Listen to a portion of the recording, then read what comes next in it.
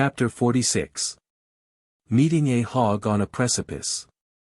Mr. Harris and I took some guides and porters and ascended to the Hotel de Pyramids, which is perched on the high moraine which borders the Glacier de Bossons.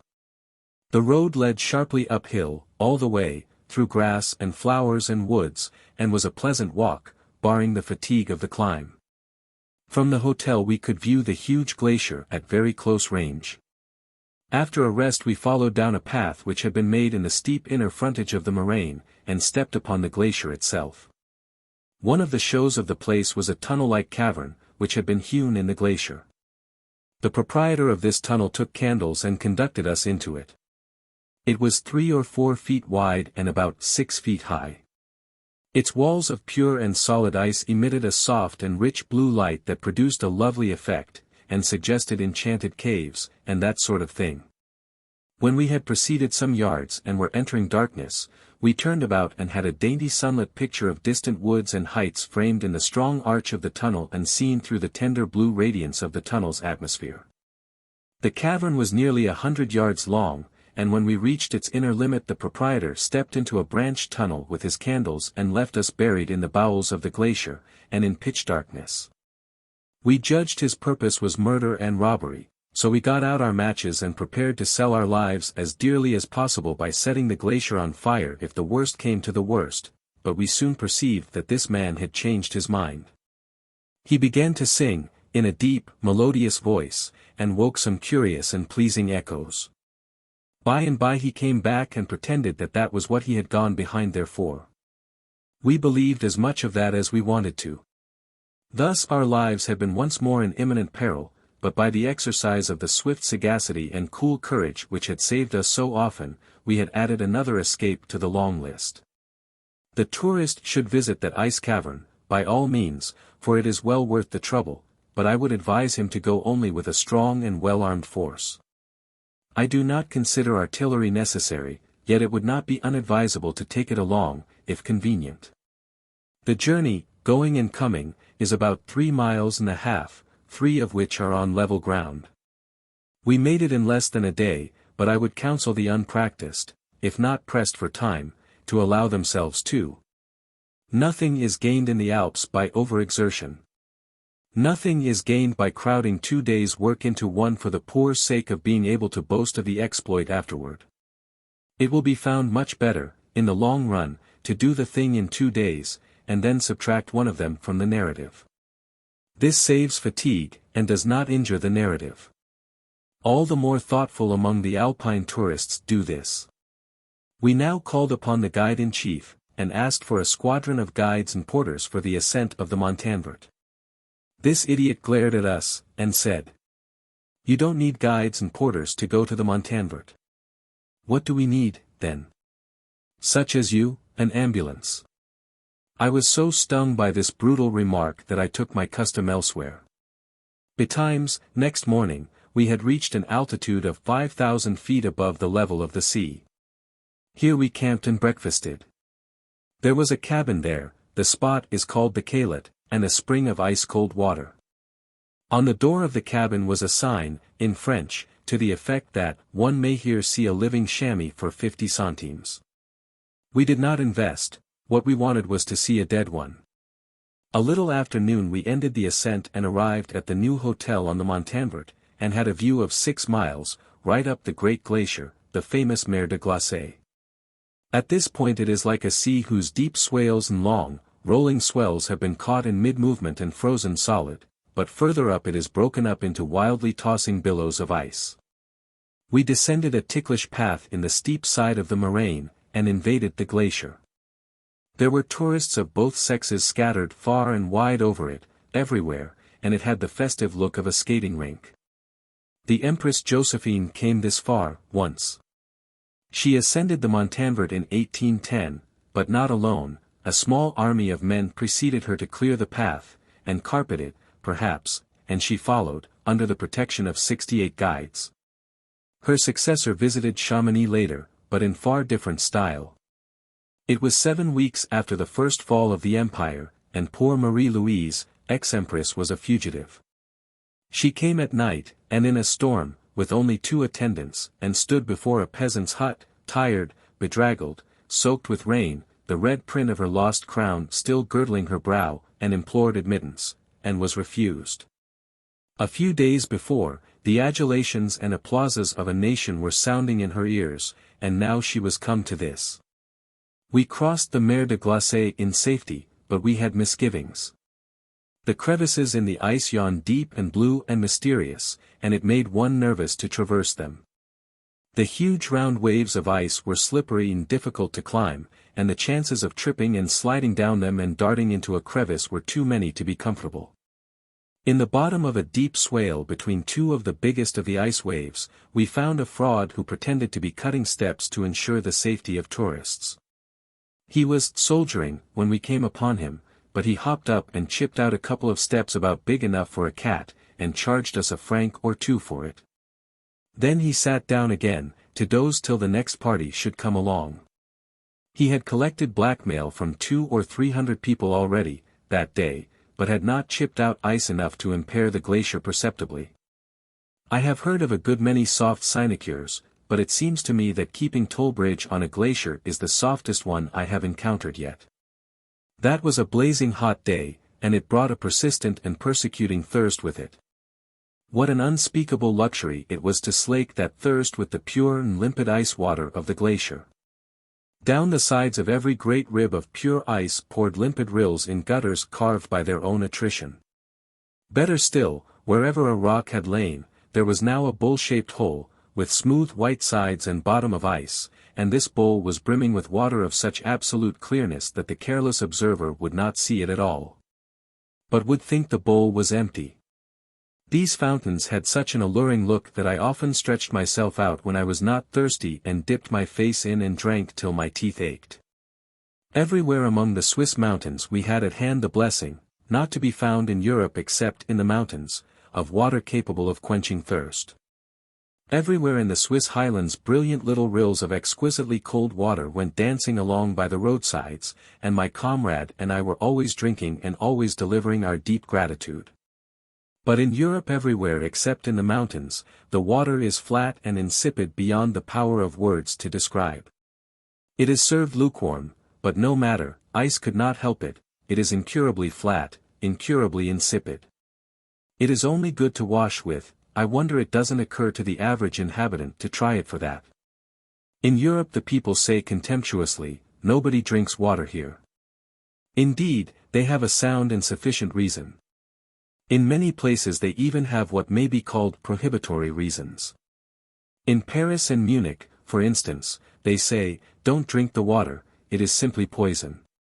Either America is healthier than Europe, notwithstanding her deadly indulgence in ice water, or she does not keep the run of her death rate as sharply as Europe does. I think we do keep up the death statistics accurately. And if we do, our cities are healthier than the cities of Europe. Every month the German government tabulates the death rate of the world and publishes it. I scrapbooked these reports during several months, and it was curious to see how regular and persistently each city repeated its same death rate month after month. The tables might as well have been stereotyped, they varied so little. These tables were based upon weekly reports showing the average of deaths in each 1,000 population for a year. Munich was always present with her 33 deaths in each 1,000 of her population, yearly average. Chicago was as constant with her 15 or 17, Dublin with her 48, and so on. Only a few American cities appear in these tables, but they are scattered so widely over the country that they furnish a good general average of city health in the United States. And I think it will be granted that our towns and villages are healthier than our cities. Here is the average of the only American cities reported in the German tables. Chicago, deaths in 1,000 population annually, 16, Philadelphia, 18, St. Louis, 18, San Francisco, 19, New York, the Dublin of America, 23. See how the figures jump up, as soon as one arrives at the transatlantic list. Paris, 27, Glasgow, 27, London, 28, Vienna, 28, Augsburg, 28, Braunschweig, 28, Königsberg, 29. Cologne, 29, Dresden, 29, Hamburg, 29, Berlin, 30, Bombay, 30, Warsaw, 31, Breslau, 31, Odessa, 32, Munich, 33, Strasbourg, 33, Pest, 35, Kassel, 35, Lisbon, 36, Liverpool, 36, Prague, 37, Madras, 37, Bucharest, 39, St. Petersburg, 40, Trieste, 40. Alexandria, Egypt, 43, Dublin, 48, Calcutta, 55. Edinburgh is as healthy as New York, 23, but there is no city in the entire list which is healthier, except Frankfurt on the Main, 20. But Frankfurt is not as healthy as Chicago, San Francisco, St. Louis, or Philadelphia. Perhaps a strict average of the world might develop the fact that where 1 in 1,000 of America's population dies, 2 in 1,000 of the other populations of the earth succumb. I do not like to make insinuations, but I do think the above statistics darkly suggest that these people over here drink this detestable water, on the sly. We climbed the moraine on the opposite side of the glacier, and then crept along its sharp ridge 100 yards or so, in pretty constant danger of a tumble to the glacier below. The fall would have been only 100 feet, but it would have closed me out as effectually as 1,000, therefore I respected the distance accordingly, and was glad when the trip was done. A moraine is an ugly thing to assault headfirst. At a distance it looks like an endless grave of fine sand, accurately shaped and nicely smoothed, but close by, it is found to be made mainly of rough boulders of all sizes, from that of a man's head to that of a cottage. By and by we came to the Mauvaise Pas, or the villainous road, to translate it feelingly. It was a breakneck path around the face of a precipice 40 or 50 feet high, and nothing to hang on to but some iron railings. I got along, slowly, safely, and uncomfortably, and finally reached the middle. My hopes began to rise a little, but they were quickly blighted. For there I met a hog, a long-nosed, bristly fellow, that held up his snout and worked his nostrils at me inquiringly. A hog on a pleasure excursion in Switzerland, think of it. It is striking and unusual, a body might write a poem about it. He could not retreat, if he had been disposed to do it. It would have been foolish to stand upon our dignity in a place where there was hardly room to stand upon our feet, so we did nothing of the sort. There were 20 or 30 ladies and gentlemen behind us, we all turned about and went back, and the hog followed behind. The creature did not seem set up by what he had done, he had probably done it before. We reached the restaurant on the height called the Chapeau at 4 in the afternoon. It was a memento factory, and the stock was large, cheap, and varied. I bought the usual paper cutter to remember the place by, and had Mont-Blanc, the Mauvaise Pas, and the rest of the region branded on my alpenstock. Then we descended to the valley and walked home without being tied together. This was not dangerous, for the valley was 5 miles wide, and quite level. We reached the hotel before 9 o'clock. Next morning we left for Geneva on top of the diligence, under shelter of a gay awning. If I remember rightly, there were more than 20 people up there. It was so high that the ascent was made by ladder. The huge vehicle was full everywhere, inside and out. 5 other diligences left at the same time, all full.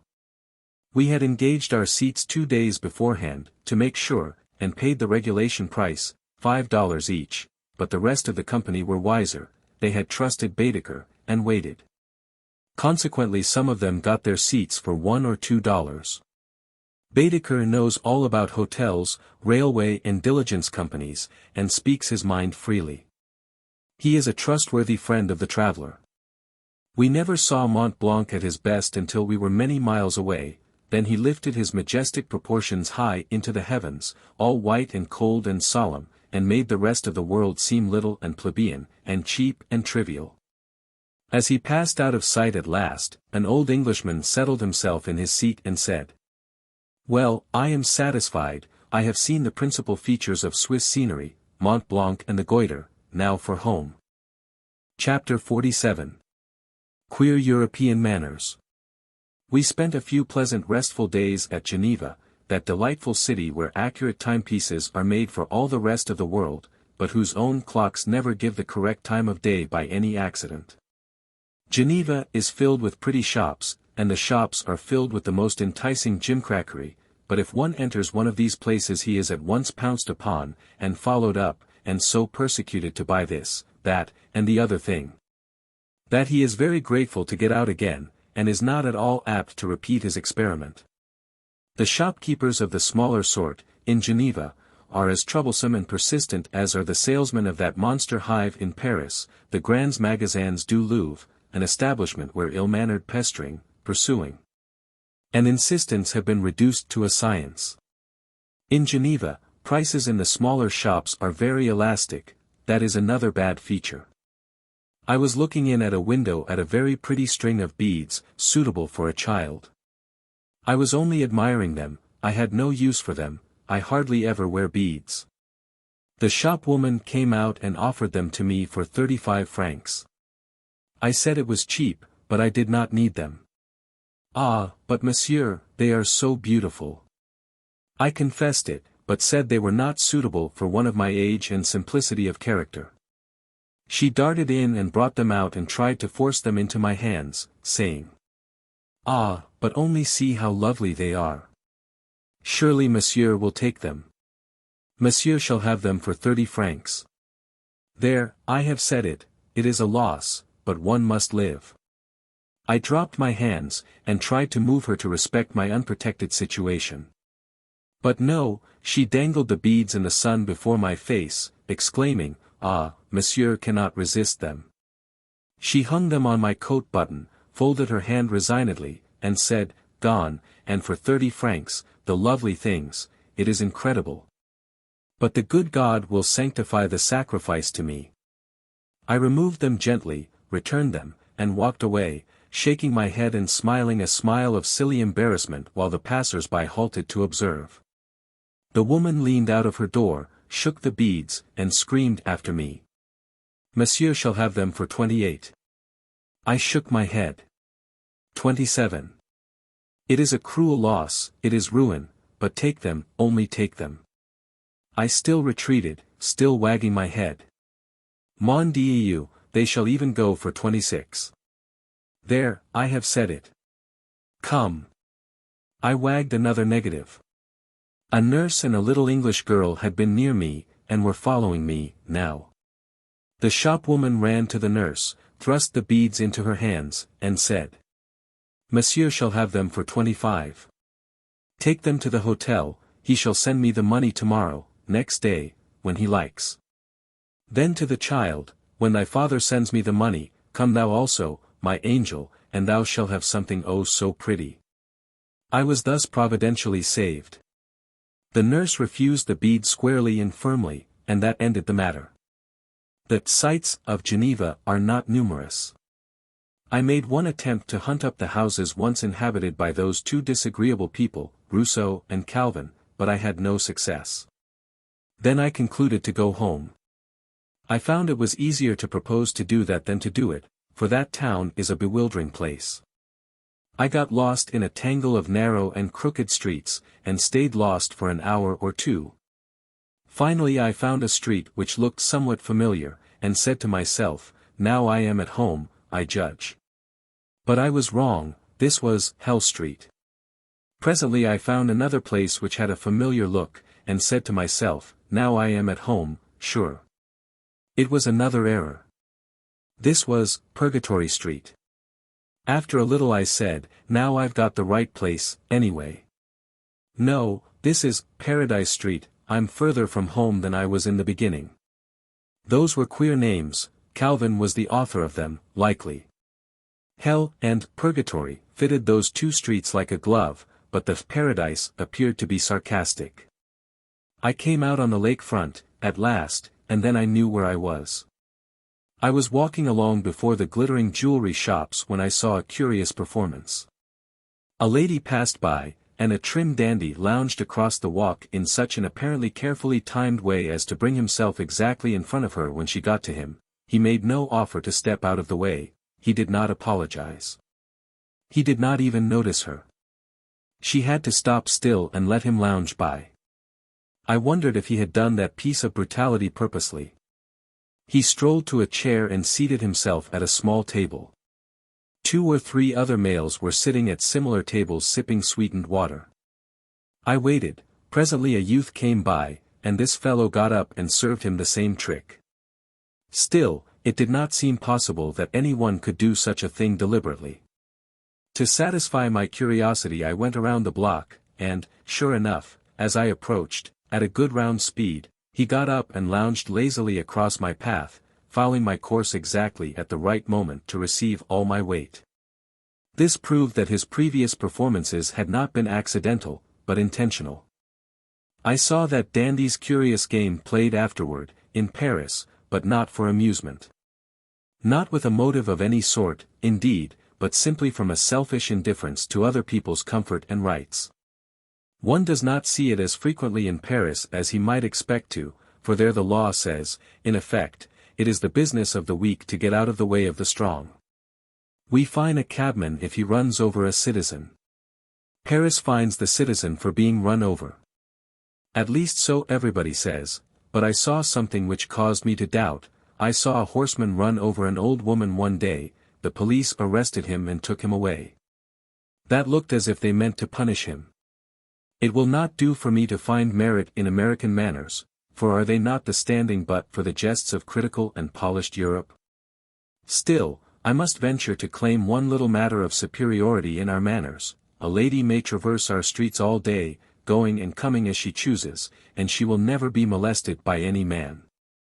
But if a lady, unattended, walks abroad in the streets of London, even at noonday, she will be pretty likely to be accosted and insulted, and not by drunken sailors, but by men who carry the look and wear the dress of gentlemen.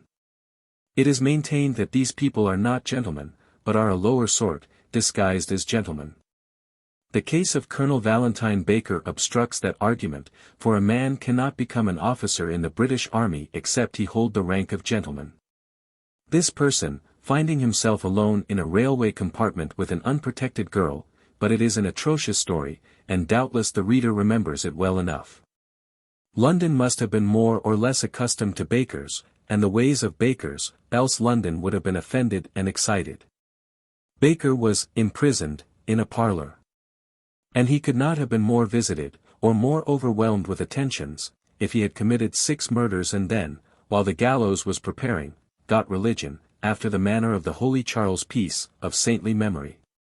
Arkansas, it seems a little indelicate to be trumpeting forth our own superiorities, and comparisons are always odious, but still, Arkansas would certainly have hanged Baker. I do not say she would have tried him first, but she would have hanged him, anyway. Even the most degraded woman can walk our streets unmolested, her sex and her weakness being her sufficient protection. She will encounter less polish than she would in the old world, but she will run across enough humanity to make up for it. The music of a donkey awoke us early in the morning, and we rose up and made ready for a pretty formidable walk, to Italy. But the road was so level that we took the train. We lost a good deal of time by this, but it was no matter, we were not in a hurry.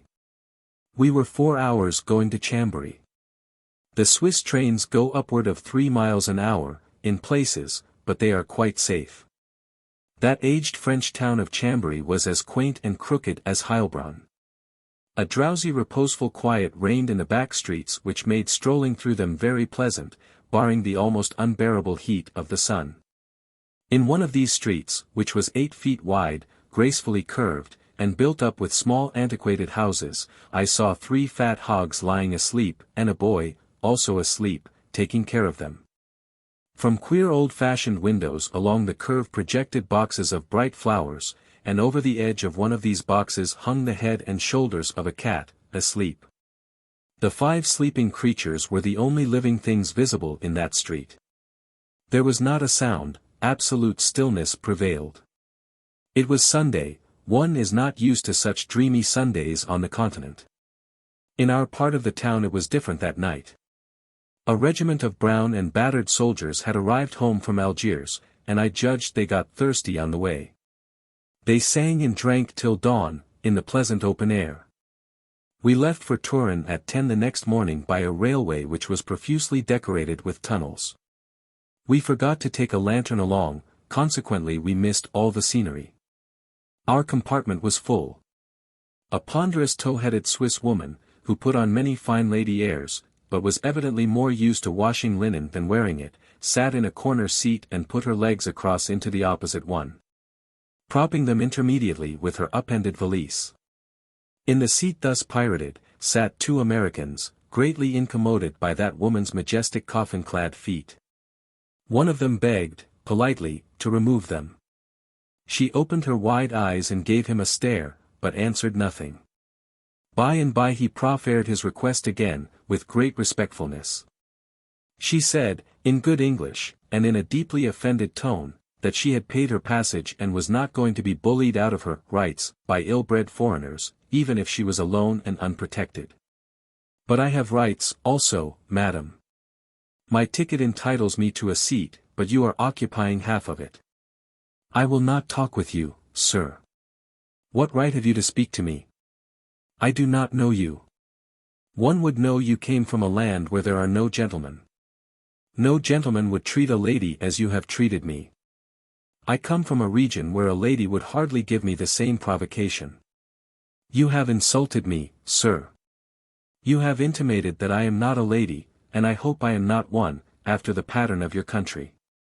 I beg that you will give yourself no alarm on that head, madam. But at the same time I must insist, always respectfully, that you let me have my seat. Here the fragile laundress burst into tears and sobs. I never was so insulted before. Never, never. It is shameful, it is brutal, it is base, to bully and abuse an unprotected lady who has lost the use of her limbs and cannot put her feet to the floor without agony. Good heavens, madam, why didn't you say that at first? I offer 1,000 pardons. And I offer them most sincerely. I did not know, I could not know, anything was the matter. You are most welcome to the seat, and would have been from the first if I had only known. I am truly sorry it all happened, I do assure you. But he couldn't get a word of forgiveness out of her. She simply sobbed and sniffed in a subdued but wholly unappeasable way for 2 long hours. Meantime crowding the man more than ever with her undertaker furniture and paying no sort of attention to his frequent and humble little efforts to do something for her comfort. Then the train halted at the Italian line and she hopped up and marched out of the car with as firm a leg as any washerwoman of all her tribe. And how sick I was, to see how she had fooled me. Turin is a very fine city. In the matter of roominess it transcends anything that was ever dreamed of before, I fancy. It sits in the midst of a vast dead level, and one is obliged to imagine that land may be had for the asking, and no taxes to pay, so lavishly do they use it. The streets are extravagantly wide, the paved squares are prodigious, the houses are huge and handsome, and compacted into uniform blocks that stretch away as straight as an arrow, into the distance. The sidewalks are about as wide as ordinary European streets, and are covered over with a double arcade supported on great stone piers or columns. One walks from one end to the other of these spacious streets, under shelter all the time, and all his course is lined with the prettiest of shops and the most inviting dining houses. There is a wide and lengthy court, glittering with the most wickedly enticing shops, which is roofed with glass, high aloft overhead, and paved with soft-toned marbles laid in graceful figures. And at night when the place is brilliant with gas and populous with a sauntering and chatting and laughing multitude of pleasure-seekers, it is a spectacle worth seeing. Everything is on a large scale. The public buildings, for instance, and they are architecturally imposing, too, as well as large. The big squares have big bronze monuments in them. At the hotel they gave us rooms that were alarming, for size, and parlor to match. It was well the weather required no fire in the parlor, for I think one might as well have tried to warm a park. The place would have a warm look, though, in any weather, for the window curtains were of red silk damask, and the walls were covered with the same fire-hued goods, so, also, were the 4 sofas and the brigade of chairs. The furniture, the ornaments, the chandeliers, the carpets, were all new and bright and costly. We did not need a parlor at all, but they said it belonged to the 2 bedrooms and we might use it if we chose. Since it was to cost nothing, we were not averse to using it, of course. Turin must surely read a good deal, for it has more bookstores to the square rod than any other town I know of. And it has its own share of military folk. The Italian officers' uniforms are very much the most beautiful I have ever seen, and, as a general thing, the men in them were as handsome as the clothes. They were not large men, but they had fine forms, fine features, rich olive complexions, and lustrous black eyes. For several weeks I had been culling all the information I could about Italy, from tourists. The tourists were all agreed upon one thing: one must expect to be cheated at every turn by the Italians. I took an evening walk in Turin, and presently came across a little Punch and Judy show in one of the great squares. 12 or 15 people constituted the audience. This miniature theatre was not much bigger than a man's coffin stood on end. The upper part was open and displayed a tinselled parlour. A good-sized handkerchief would have answered for a drop curtain. The footlights consisted of a couple of candle ends an inch long. Various mannequins the size of dolls appeared on the stage and made long speeches at each other, gesticulating a good deal, and they generally had a fight before they got through. They were worked by strings from above, and the illusion was not perfect, for one saw not only the strings but the brawny hand that manipulated them, and the actors and actresses all talked in the same voice, too. The audience stood in front of the theatre, and seemed to enjoy the performance heartily. When the play was done, a youth in his shirt-sleeves started around with a small copper saucer to make a collection. I did not know how much to put in, but thought I would be guided by my predecessors. Unluckily, I only had 2 of these, and they did not help me much because they did not put in anything. I had no Italian money, so I put in a small Swiss coin worth about 10 cents.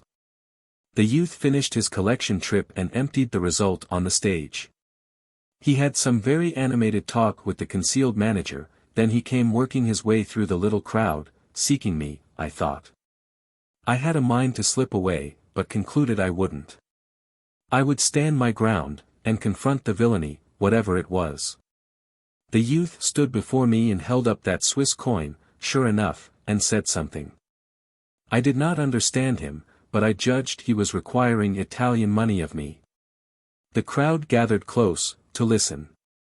I was irritated, and said, in English, of course. I know it's Swiss, but you'll take that or none. I haven't any other. He tried to put the coin in my hand, and spoke again. I drew my hand away, and said. No, sir. I know all about you people. You can't play any of your fraudful tricks on me. If there is a discount on that coin, I am sorry, but I am not going to make it good. I noticed that some of the audience didn't pay you anything at all. You let them go, without a word, but you come after me because you think I'm a stranger and will put up with an extortion rather than have a scene. But you are mistaken this time, you'll take that Swiss money or none. The youth stood there with the coin in his fingers, nonplussed and bewildered.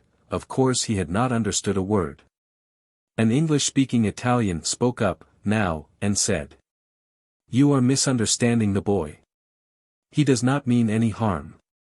He did not suppose you gave him so much money purposely, so he hurried back to return you the coin lest you might get away before you discovered your mistake. Take it, and give him a penny, that will make everything smooth again.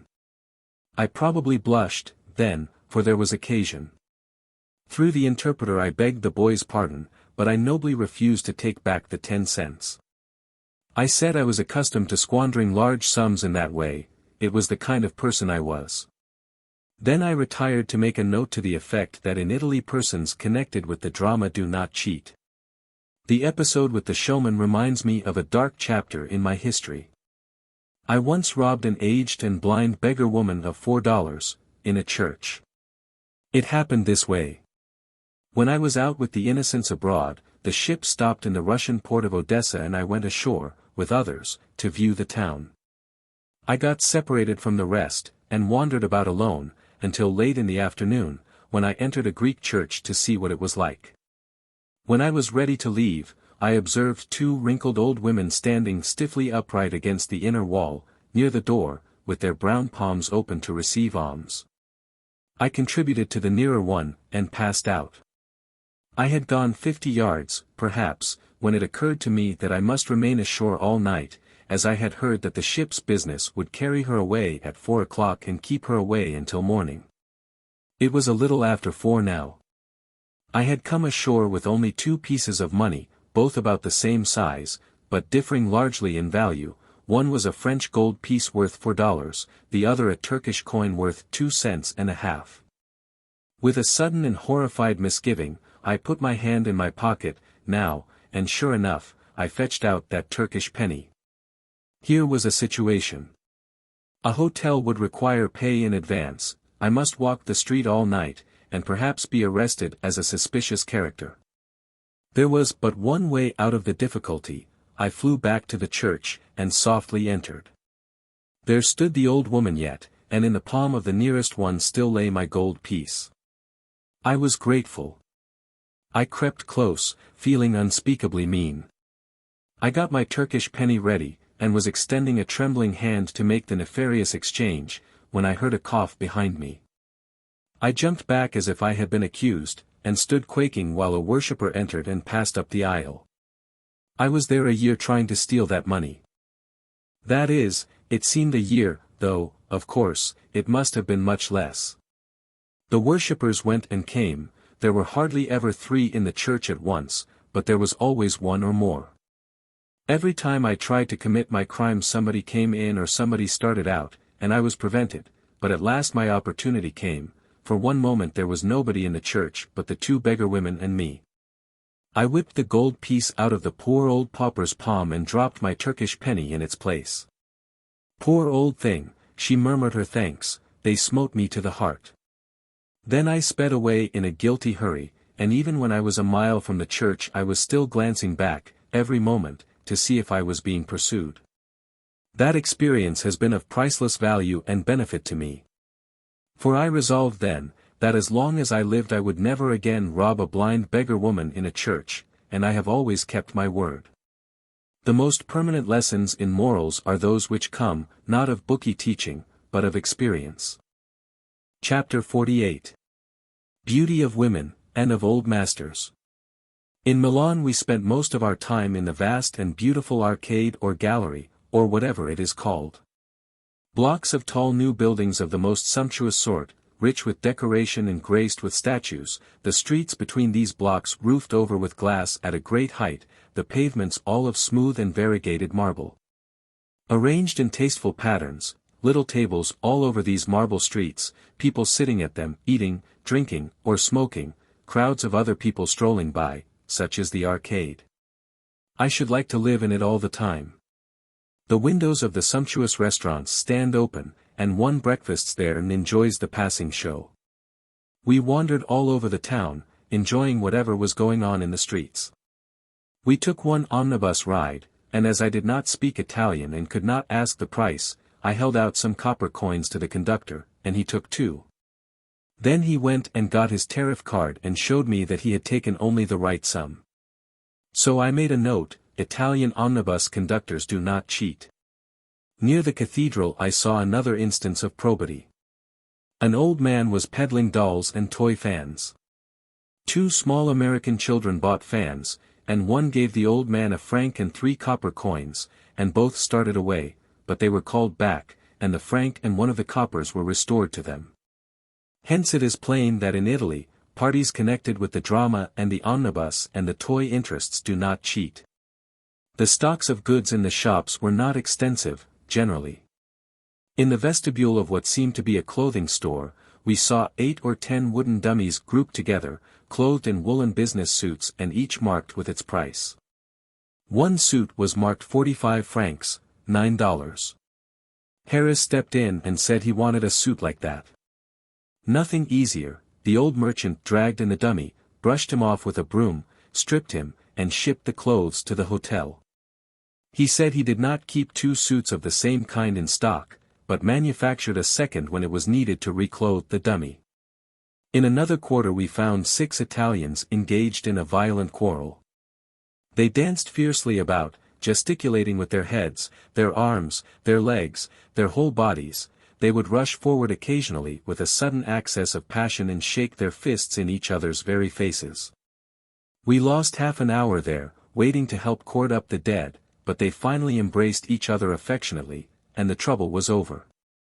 The episode was interesting, but we could not have afforded all the time to it if we had known nothing was going to come of it but a reconciliation. Note made, in Italy, people who quarrel cheat the spectator. We had another disappointment afterward. We approached a deeply interested crowd, and in the midst of it found a fellow wildly chattering and gesticulating over a box on the ground which was covered with a piece of old blanket. Every little while he would bend down and take hold of the edge of the blanket with the extreme tips of his fingertips, as if to show there was no deception, chattering away all the while, but always. Just as I was expecting to see a wonder feat of legerdemain, he would let go the blanket and rise to explain further. However, at last he uncovered the box and got out a spoon with a liquid in it, and held it fair and frankly around, for people to see that it was all right and he was taking no advantage. His chatter became more excited than ever. I supposed he was going to set fire to the liquid and swallow it, so I was greatly wrought up and interested. I got a cent ready in one hand and a florin in the other, intending to give him the former if he survived and the latter if he killed himself, for his loss would be my gain in a literary way. And I was willing to pay a fair price for the item, but this impostor ended his intensely moving performance by simply adding some powder to the liquid and polishing the spoon. Then he held it aloft, and he could not have shown a wilder exultation if he had achieved an immortal miracle. The crowd applauded in a gratified way, and it seemed to me that history speaks the truth when it says these children of the South are easily entertained. We spent an impressive hour in the noble cathedral, where long shafts of tinted light were cleaving through the solemn dimness from the lofty windows and falling on a pillar here, a picture there, and a kneeling worshipper yonder. The organ was muttering, censers were swinging, candles were glinting on the distant altar and robed priests were filing silently past them. The scene was one to sweep all frivolous thoughts away and steep the soul in a holy calm. A trim young American lady paused a yard or two from me, fixed her eyes on the mellow sparks flecking the far-off altar, bent her head reverently a moment, then straightened up, kicked her train into the air with her heel, caught it deftly in her hand, and marched briskly out. We visited the picture galleries and the other regulation sites of Milan, not because I wanted to write about them again, but to see if I had learned anything in 12 years. I afterward visited the great galleries of Rome and Florence for the same purpose. I found I had learned one thing. When I wrote about the old masters before, I said the copies were better than the originals. That was a mistake of large dimensions. The old masters were still unpleasing to me, but they were truly divine contrasted with the copies. The copy is to the original as the pallid, smart, inane new waxwork group is to the vigorous, earnest, dignified group of living men and women whom it professes to duplicate. There is a mellow richness, a subdued color, in the old pictures, which is to the eye what muffled and mellowed sound is to the ear. That is the merit which is most loudly praised in the old picture, and is the one which the copy most conspicuously lacks, and which the copyist must not hope to compass. It was generally conceded by the artists with whom I talked, that subdued splendor, that mellow richness, is imparted to the picture by Age. Then why should we worship the old master for it, who didn't impart it, instead of worshipping old time, who did? Perhaps the picture was a clanging bell, until time muffled it and sweetened it. In conversation with an artist in Venice, I asked, what is it that people see in the old masters? I have been in the Doge's palace and I saw several acres of very bad drawing, very bad perspective, and very incorrect proportions. Paul Veronese's dogs do not resemble dogs, all the horses look like bladders on legs, one man had a right leg on the left side of his body, in the large picture where the emperor, Barbarossa, is prostrate before the Pope, there are 3 men in the foreground who are over 30 feet high, if one may judge by the size of a kneeling little boy in the center of the foreground. And according to the same scale, the Pope is 7 feet high and the Doge is a shriveled dwarf of 4 feet. The artist said, yes, the old masters often drew badly, they did not care much for truth and exactness in minor details. But after all, in spite of bad drawing, bad perspective, bad proportions, and a choice of subjects which no longer appeal to people as strongly as they did 300 years ago, there is a something about their pictures which is divine, a something which is above and beyond the art of any epoch since, a something which would be the despair of artists but that they never hope or expect to attain it. And therefore do not worry about it. That is what he said, and he said what he believed, and not only believed, but felt. Reasoning, especially reasoning, without technical knowledge, must be put aside, in cases of this kind. It cannot assist the inquirer. It will lead him, in the most logical progression, to what, in the eyes of artists, would be a most illogical conclusion. Thus, bad drawing, bad proportion, bad perspective, indifference to truthful detail, color which gets its merit from time, and not from the artist, these things constitute the old master. Conclusion: the old master was a bad painter, the old master was not an old master at all, but an old apprentice. Your friend the artist will grant your premises, but deny your conclusion. He will maintain that notwithstanding this formidable list of confessed defects, there is still a something that is divine and unapproachable about the old master, and that there is no arguing the fact away by any system of reasoning whatsoever. I can believe that. There are women who have an indefinable charm in their faces which makes them beautiful to their intimates, but a cold stranger who tried to reason the matter out and find this beauty would fail. He would say of one of these women, "This chin is too short, this nose is too long, this forehead is too high, this hair is too red, this complexion is too pallid, the perspective of the entire composition is incorrect." Conclusion: the woman is not beautiful. But her nearest friend might say, and say truly, "Your premises are right, your logic is faultless, but your conclusion is wrong, nevertheless. She is an old master, she is beautiful, but only to such as know her. It is a beauty which cannot be formulated, but it is there, just the same." I found more pleasure in contemplating the old masters this time than I did when I was in Europe in former years, but still it was a calm pleasure, there was nothing overheated about it. When I was in Venice before, I think I found no picture which stirred me much, but this time there were two which enticed me to the Doge's palace day after day, and kept me there hours at a time. One of these was Tintoretto's 3-acre picture in the Great Council Chamber. When I saw it 12 years ago I was not strongly attracted to it, the guide told me it was an insurrection in heaven, but this was an error. The movement of this great work is very fine. There are 10,000 figures, and they are all doing something. There is a wonderful go to the whole composition. Some of the figures are driving headlong downward, with clasped hands, others are swimming through the cloud shoals, some on their faces, some on their backs, great processions of bishops, martyrs. And angels are pouring swiftly centerward from various outlying directions, everywhere is enthusiastic joy, there is rushing movement everywhere.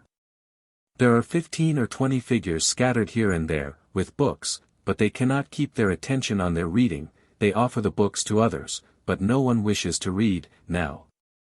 The Lion of St. Mark is there with his book, St. Mark is there with his pen uplifted, he and the lion are looking each other earnestly in the face, disputing about the way to spell a word, the lion looks up in rapt admiration while St. Mark spells. This is wonderfully interpreted by the artist. It is the master stroke of this incomparable painting. I visited the place daily, and never grew tired of looking at that grand picture.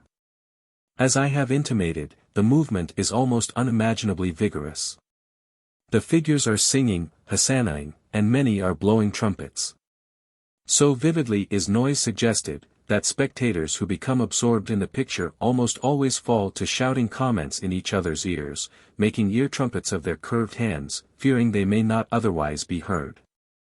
One often sees a tourist, with the eloquent tears pouring down his cheeks, funnel his hands at his wife's ear, and hears him roar through them, "Oich, tob there and at rest." None but the supremely great in art can produce effects like these with the silent brush. 12 years ago I could not have appreciated this picture. 1 year ago I could not have appreciated it. My study of art in Heidelberg has been a noble education to me. All that I am today in art, I owe to that.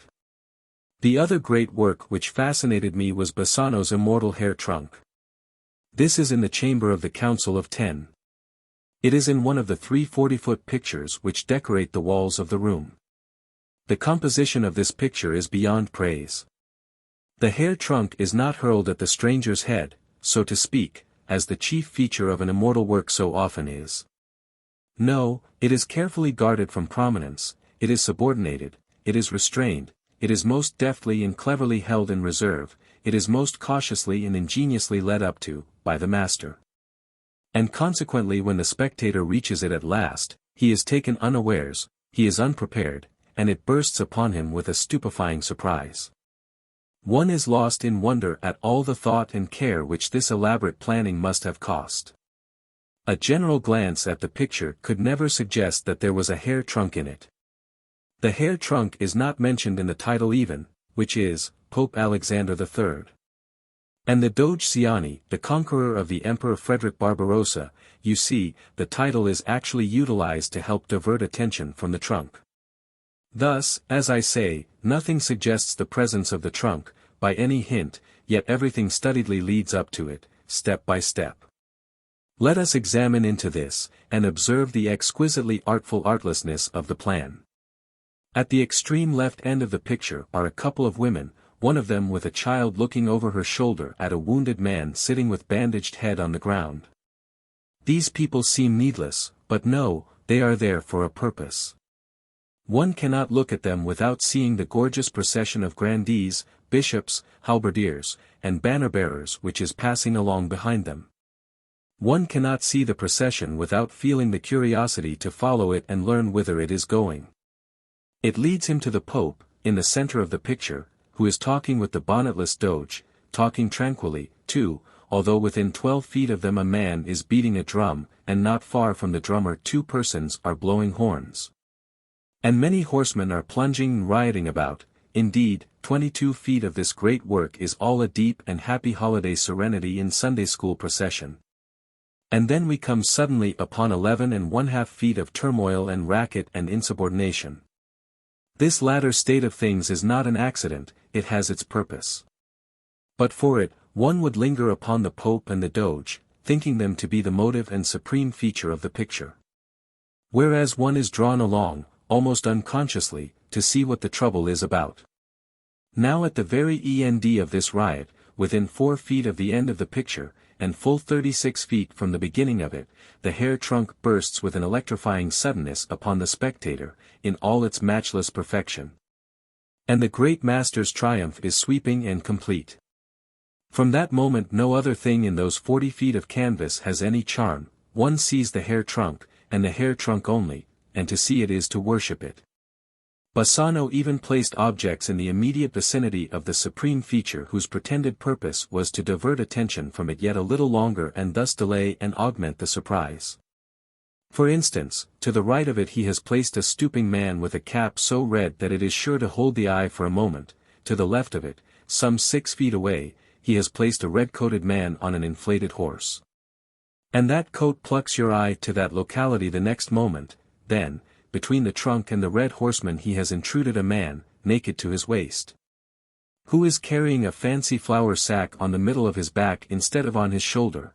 This admirable feat interests you, of course, keeps you at bay a little longer, like a sock or a jacket thrown to the pursuing wolf, but at last, in spite of all distractions and detentions, the eye of even the most dull and heedless spectator is sure to fall upon the world's masterpiece, and in that moment he totters to his chair or leans upon his guide for support.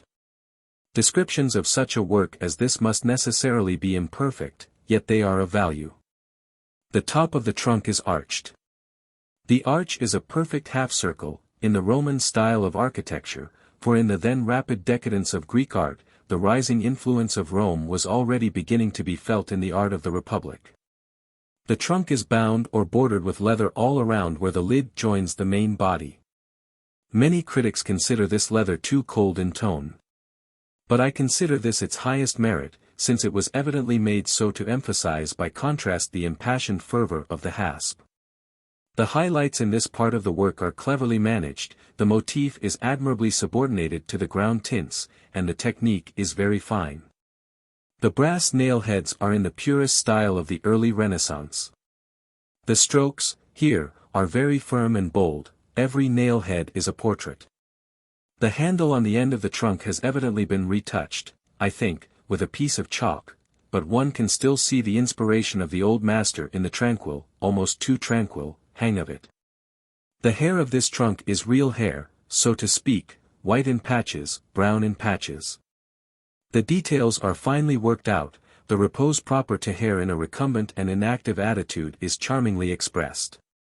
There is a feeling about this part of the work which lifts it to the highest altitudes of art, the sense of sordid realism vanishes away, one recognizes that there is soul here. View this trunk as you will, it is a gem, it is a marvel, it is a miracle. Some of the effects are very daring, approaching even to the boldest flights of the Rococo, the Sirocco, and the Byzantine schools, yet the master's hand never falters, it moves on, calm, majestic, confident, and, with that art which conceals art. It finally casts over the tout ensemble, by mysterious methods of its own, a subtle something which refines, subdues, etherealizes the arid components and endures them with the deep charm and gracious witchery of poesy. Among the art treasures of Europe there are pictures which approach the hair trunk, there are two which may be said to equal it, possibly, but there is none that surpasses it. So perfect is the hair trunk that it moves even persons who ordinarily have no feeling for art. When an Erie baggage master saw it 2 years ago, he could hardly keep from checking it. And once when a customs inspector was brought into its presence, he gazed upon it in silent rapture for some moments, then slowly and unconsciously placed one hand behind him with the palm uppermost, and got out his chalk with the other. These facts speak for themselves. Chapter 49. Hanged with a golden rope. One lingers about the cathedral a good deal, in Venice. There is a strong fascination about it, partly because it is so old, and partly because it is so ugly. Too many of the world's famous buildings fail of one chief virtue, harmony, they are made up of a methodless mixture of the ugly and the beautiful, this is bad, it is confusing, it is unrestful. One has a sense of uneasiness, of distress, without knowing why. But one is calm before St. Mark's, one is calm within it, one would be calm on top of it, calm in the cellar. For its details are masterfully ugly, no misplaced and impertinent beauties are intruded anywhere, and the consequent result is a grand harmonious whole, of soothing, entrancing, tranquilizing, soul-satisfying ugliness. One's admiration of a perfect thing always grows, never declines, and this is the surest evidence to him that it is perfect. St. Mark's is perfect. To me it soon grew to be so nobly, so augustly ugly, that it was difficult to stay away from it, even for a little while. Every time its squat domes disappeared from my view, I had a despondent feeling. Whenever they reappeared, I felt an honest rapture. I have not known any happier hours than those I daily spent in front of Florian's, looking across the great square at it. Propped on its long row of low thick-legged columns, its back knobbed with domes, it seemed like a vast warty bug taking a meditative walk. St. Mark's is not the oldest building in the world, of course, but it seems the oldest, and looks the oldest, especially inside. When the ancient mosaics in its walls become damaged, they are repaired but not altered. The grotesque old pattern is preserved.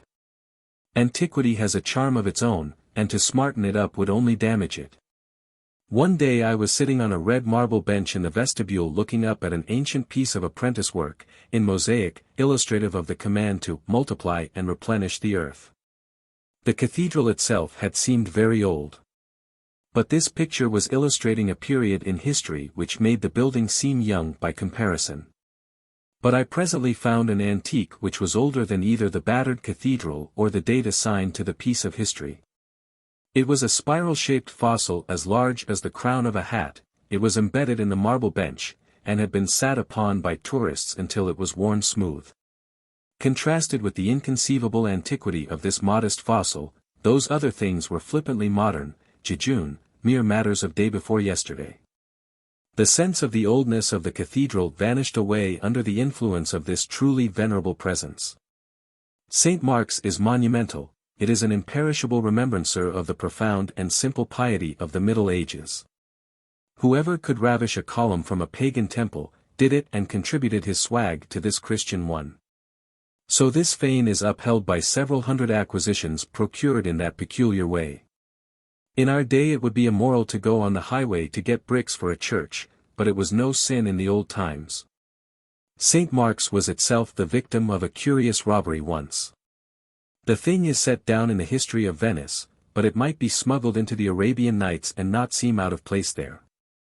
Nearly 450 years ago, a Candian named Stamato, in the suite of a prince of the house of Este, was allowed to view the riches of St. Mark's. His sinful eye was dazzled and he hid himself behind an altar, with an evil purpose in his heart, but a priest discovered him and turned him out.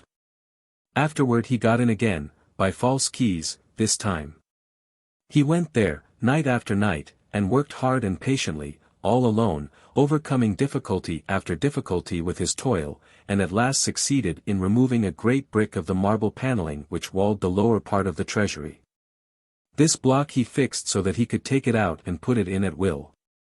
After that, for weeks, he spent all his midnights in his magnificent mine, inspecting it in security, gloating over its marvels at his leisure, and always slipping back to his obscure lodgings before dawn, with a duke's ransom under his cloak.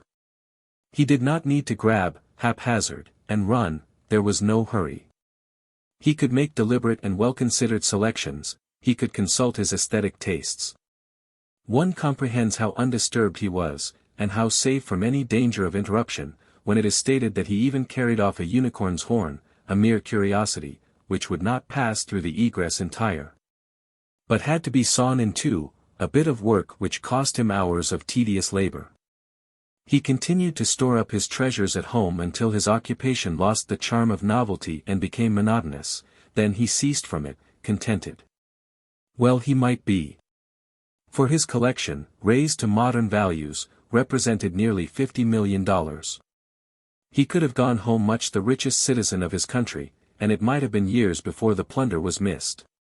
But he was human, he could not enjoy his delight alone, he must have somebody to talk about it with. So he exacted a solemn oath from a Candian noble named Cryone, then led him to his lodgings and nearly took his breath away with a sight of his glittering hoard. He detected a look in his friend's face which excited his suspicion, and was about to slip a stiletto into him when Cryone saved himself by explaining that that look was only an expression of supreme and happy astonishment. Stamato made Cryone a present of one of the state's principal jewels, a huge carbuncle, which afterward figured in the ducal cap of state, and the pair parted. Cryone went at once to the palace, denounced the criminal, and handed over the carbuncle as evidence. Stamato was arrested, tried, and condemned, with the old-time Venetian promptness. He was hanged between the two great columns in the piazza, with a gilded rope, out of compliment to his love of gold, perhaps. He got no good of his booty at all, it was all recovered. In Venice we had a luxury which very seldom fell to our lot on the continent, a home dinner with a private family. If one could always stop with private families, when traveling, Europe would have a charm which it now lacks. As it is, one must live in the hotels, of course, and that is a sorrowful business. A man accustomed to American food and American domestic cookery would not starve to death suddenly in Europe. But I think he would gradually waste away, and eventually die. He would have to do without his accustomed morning meal. That is too formidable a change altogether, he would necessarily suffer from it. He could get the shadow, the sham, the base counterfeit of that meal, but it would do him no good, and money could not buy the reality. To particularize, the average American's simplest and commonest form of breakfast consists of coffee and beefsteak. Well, in Europe, coffee is an unknown beverage. You can get what the European hotel keeper thinks is coffee, but it resembles the real thing as hypocrisy resembles holiness. It is a feeble, characterless, uninspiring sort of stuff, and almost as undrinkable as if it had been made in an American hotel. The milk used for it is what the French call Christian milk, milk which has been baptized. After a few months' acquaintance with European coffee, one's mind weakens, and his faith with it, and he begins to wonder if the rich beverage of home, with its clotted layer of yellow cream on top of it, is not a mere dream, after all. And a thing which never existed. Next comes the European bread, fair enough, good enough, after a fashion, but cold and tough, and unsympathetic, and never any change, never any variety, always the same tiresome thing. Next, the butter, the sham and tasteless butter. No salt in it, and made of goodness knows what. Then there is the beefsteak. They have it in Europe, but they don't know how to cook it. Neither will they cut it right. It comes on the table in a small, round pewter platter. It lies in the center of this platter, in a bordering bed of grease-soaked potatoes. It is the size, shape, and thickness of a man's hand with the thumb and fingers cut off. It is a little overdone, is rather dry, it tastes pretty insipidly, it rouses no enthusiasm. Imagine a poor exile contemplating that inert thing. And imagine an angel suddenly sweeping down out of a better land and setting before him a mighty porterhouse steak 1.5 inches thick, hot and sputtering from the griddle, dusted with a fragrant pepper.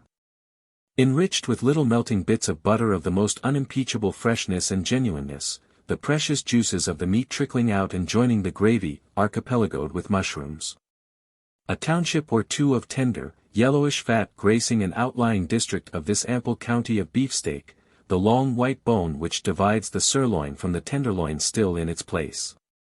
And imagine that the angel also adds a great cup of American homemade coffee, with a cream froth on top, some real butter, firm and yellow and fresh, some smoking hot biscuits, a plate of hot buckwheat cakes. With transparent syrup, could words describe the gratitude of this exile? The European dinner is better than the European breakfast, but it has its faults and inferiorities, it does not satisfy. He comes to the table eager and hungry, he swallows his soup, there is an undefinable lack about it somewhere. Thinks the fish is going to be the thing he wants, eats it and isn't sure, thinks the next dish is perhaps the one that will hit the hungry place, tries it, and is conscious that there was a something wanting about it, also. And thus he goes on, from dish to dish, like a boy after a butterfly which just misses getting caught every time it alights, but somehow doesn't get caught after all, and at the end the exile and the boy have fared about alike. The one is full, but grievously unsatisfied, the other has had plenty of exercise, plenty of interest, and a fine lot of hopes, but he hasn't got any butterfly. There is here and there an American who will say he can remember rising from a European table d'hôte perfectly satisfied, but we must not overlook the fact that there is also here and there an American who will lie.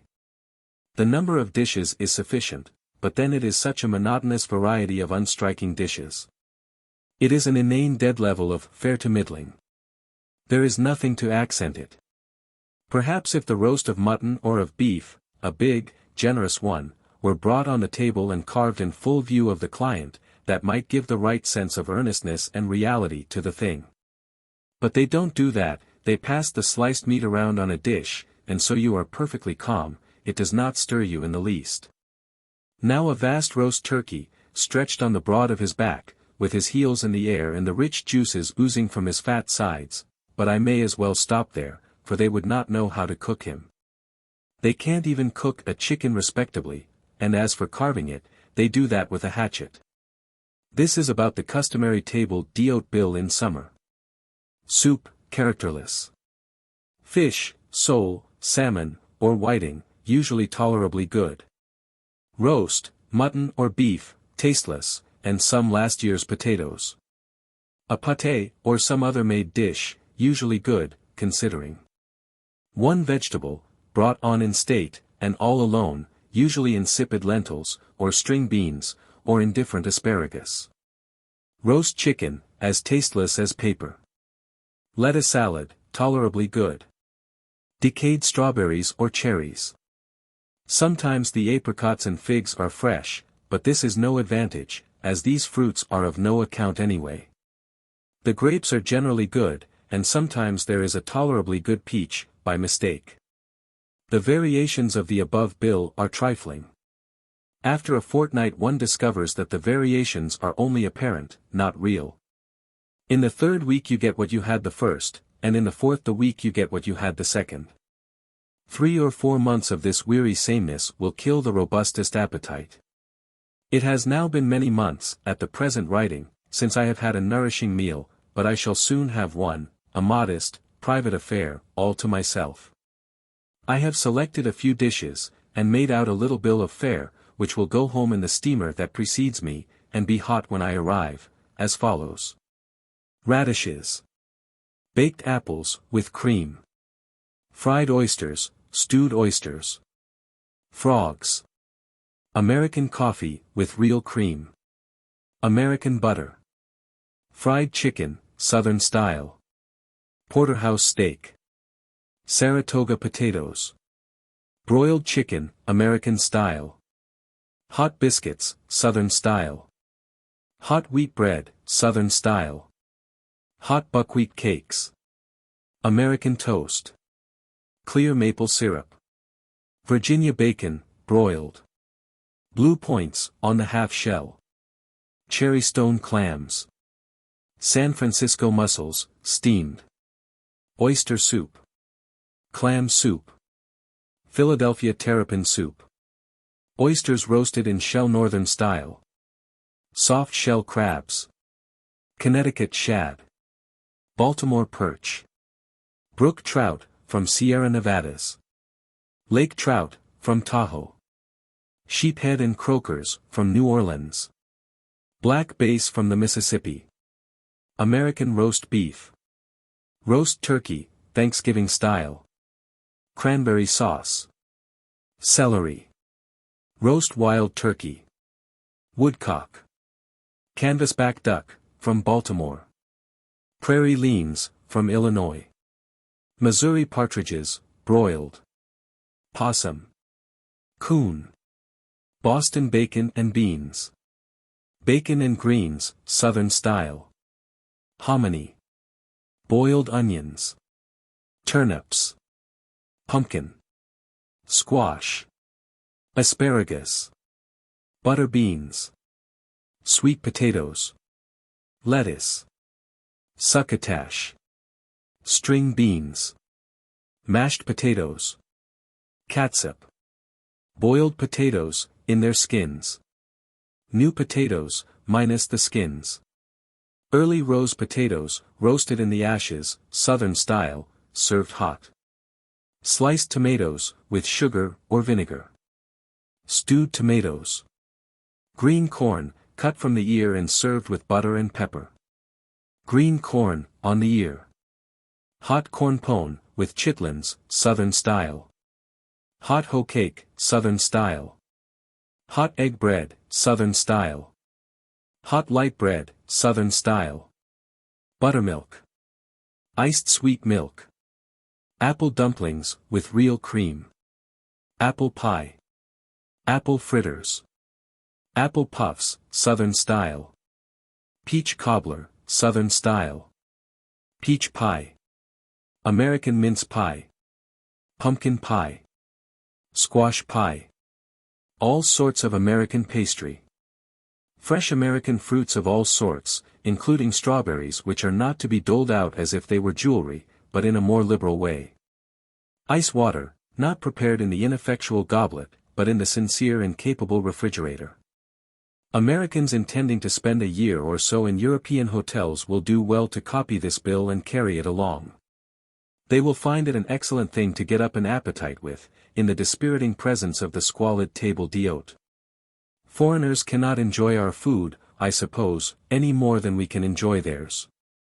It is not strange, for tastes are made, not born. I might glorify my bill of fare until I was tired.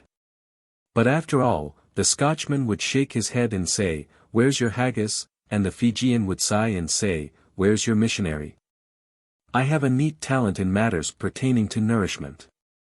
This has met with professional recognition. I have often furnished recipes for cookbooks. Here are some designs for pies and things, which I recently prepared for a friend's projected cookbook, but as I forgot to furnish diagrams and perspectives, they had to be left out, of course. Recipe for an ASH cake. Take a lot of water and add to it a lot of coarse Indian meal and about a quarter of a lot of salt. Mix well together, knead into the form of a pone, and let the pone stand a while, not on its edge, but the other way. Rake away a place among the embers, lay it there, and cover it an inch deep with hot ashes. When it is done, remove it, blow off all the ashes but one layer, butter that one and eat. N.B. No household should ever be without this talisman. It has been noticed that tramps never return for another ash cake. Recipe for New English Pie. To make this excellent breakfast dish, proceed as follows: take a sufficiency of water and a sufficiency of flour, and construct a bulletproof dough. Work this into the form of a disc, with the edges turned up some 3/4 of an inch. Toughen and kiln dry in a couple days in a mild but unvarying temperature. Construct a cover for this redoubt in the same way and of the same material. Fill with stewed dried apples, aggravate with cloves, lemon peel, and slabs of citron, add 2 portions of New Orleans sugars, then solder on the lid and set in a safe place till it petrifies. Serve cold at breakfast and invite your enemy. Recipe for German Coffee. Take a barrel of water and bring it to a boil, rub a chicory berry against a coffee berry, then convey the former into the water. Continue the boiling and evaporation until the intensity of the flavor and aroma of the coffee and chicory has been diminished to a proper degree, then set aside to cool. Now unharness the remains of a once cow from the plow, insert them in a hydraulic press, and when you shall have acquired a teaspoon of that pale blue juice which a German superstition regards as milk, modify the malignity of its strength in a bucket of tepid water and wring up the breakfast. Mix the beverage in a cold cup, partake with moderation, and keep a wet rag around your head to guard against overexcitement. To carve fowls in the German fashion. Use a club, and avoid the joints. Chapter 50. Titian bad and Titian good. I wonder why some things are. For instance, art is allowed as much indecent license today as in earlier times, but the privileges of literature in this respect have been sharply curtailed within the past 80 or 90 years. Fielding and Smollett could portray the beastliness of their day in the beastliest language. We have plenty of foul subjects to deal with in our day, but we are not allowed to approach them very near, even with nice and guarded forms of speech. But not so with art. The brush may still deal freely with any subject, however revolting or indelicate. It makes a body use sarcasm at every pore, to go about Rome and Florence and see what this last generation has been doing with the statues. These works, which had stood in innocent nakedness for ages, are all fig-leaved now. Yes, every one of them. Nobody noticed their nakedness before, perhaps, nobody can help noticing it now, the fig leaf makes it so conspicuous. But the comical thing about it all, is, that the fig leaf is confined to cold and pallid marble, which would be still cold and unsuggestive without this sham and ostentatious symbol of modesty. Whereas warm blood paintings which do really need it have in no case been furnished with it. At the door of the Uffizi, in Florence, one is confronted by statues of a man and a woman, noseless, battered, black with accumulated grime. They hardly suggest human beings. Yet these ridiculous creatures have been thoughtfully and conscientiously fig-leaved by this fastidious generation. You enter, and proceed to that most visited little gallery that exists in the world, the Tribune, and there, against the wall, without obstructing rag or leaf, you may look your fill upon the foulest, the vilest, the obscenest picture the world possesses, Titian's Venus. It isn't that she is naked and stretched out on a bed, no, it is the attitude of one of her arms and hand. If I ventured to describe that attitude, there would be a fine howl, but there the Venus lies, for anybody to gloat over that wants to, and there she has a right to lie, for she is a work of art, and art has its privileges. I saw young girls stealing furtive glances at her, I saw young men gaze long and absorbedly at her, I saw aged, infirm men hang upon her charms with a pathetic interest. How I should like to describe her, just to see what a holy indignation I could stir up in the world, just to hear the unreflecting average man deliver himself about my grossness and coarseness, and all that. The world says that no worded description of a moving spectacle is 100th part as moving as the same spectacle seen with one's own eyes, yet the world is willing to let its son and its daughter and itself look at Titian's beast. but won't stand a description of it in words. Which shows that the world is not as consistent as it might be. There are pictures of nude women which suggest no impure thought, I am well aware of that. I am not railing at such. What I am trying to emphasize is the fact that Titian's Venus is very far from being one of that sort. Without any question it was painted for a bagnio and it was probably refused because it was a trifle too strong. In truth, it is too strong for any place but a public art gallery. Titian has 2 Venuses in the Tribune. Persons who have seen them will easily remember which one I am referring to. In every gallery in Europe there are hideous pictures of blood, carnage, oozing brains, putrefaction, pictures portraying intolerable suffering, pictures alive with every conceivable horror. Wrought out in dreadful detail, and similar pictures are being put on the canvas every day and publicly exhibited, without a growl from anybody, for they are innocent, they are inoffensive, being works of art. But suppose a literary artist ventured to go into a painstaking and elaborate description of one of these grisly things, the critics would skin him alive. Well, let it go, it cannot be helped, art retains her privileges, literature has lost hers. Somebody else may cipher out the whys and the wherefores and the consistencies of it, I haven't got time. Titian's Venus defile and disgraces the Tribune, there is no softening that fact, but his Moses glorifies it. The simple truthfulness of its noble work wins the heart and the applause of every visitor, be he learned or ignorant. After wearying oneself with the acres of stuffy, sappy, expressionless babies that populate the canvases of the old masters of Italy, it is refreshing to stand before this peerless child and feel that thrill which tells you you are at last in the presence of the real thing. This is a human child, this is genuine. You have seen him 1,000 times, you have seen him just as he is here, and you confess, without reserve, that Titian was a master. The dull faces of other painted babes may mean one thing, they may mean another, but with the Moses, the case is different. The most famous of all the art critics has said, there is no room for doubt, here, plainly this child is in trouble. I consider that the Moses has no equal among the works of the old masters, except it be the divine hair trunk of Bassano. I feel sure that if all the other old masters were lost and only these 2 preserved, the world would be the gainer by it. My sole purpose in going to Florence was to see this immortal Moses, and by good fortune I was just in time. For they were already preparing to remove it to a more private and better protected place because a fashion of robbing the great galleries was prevailing in Europe at the time.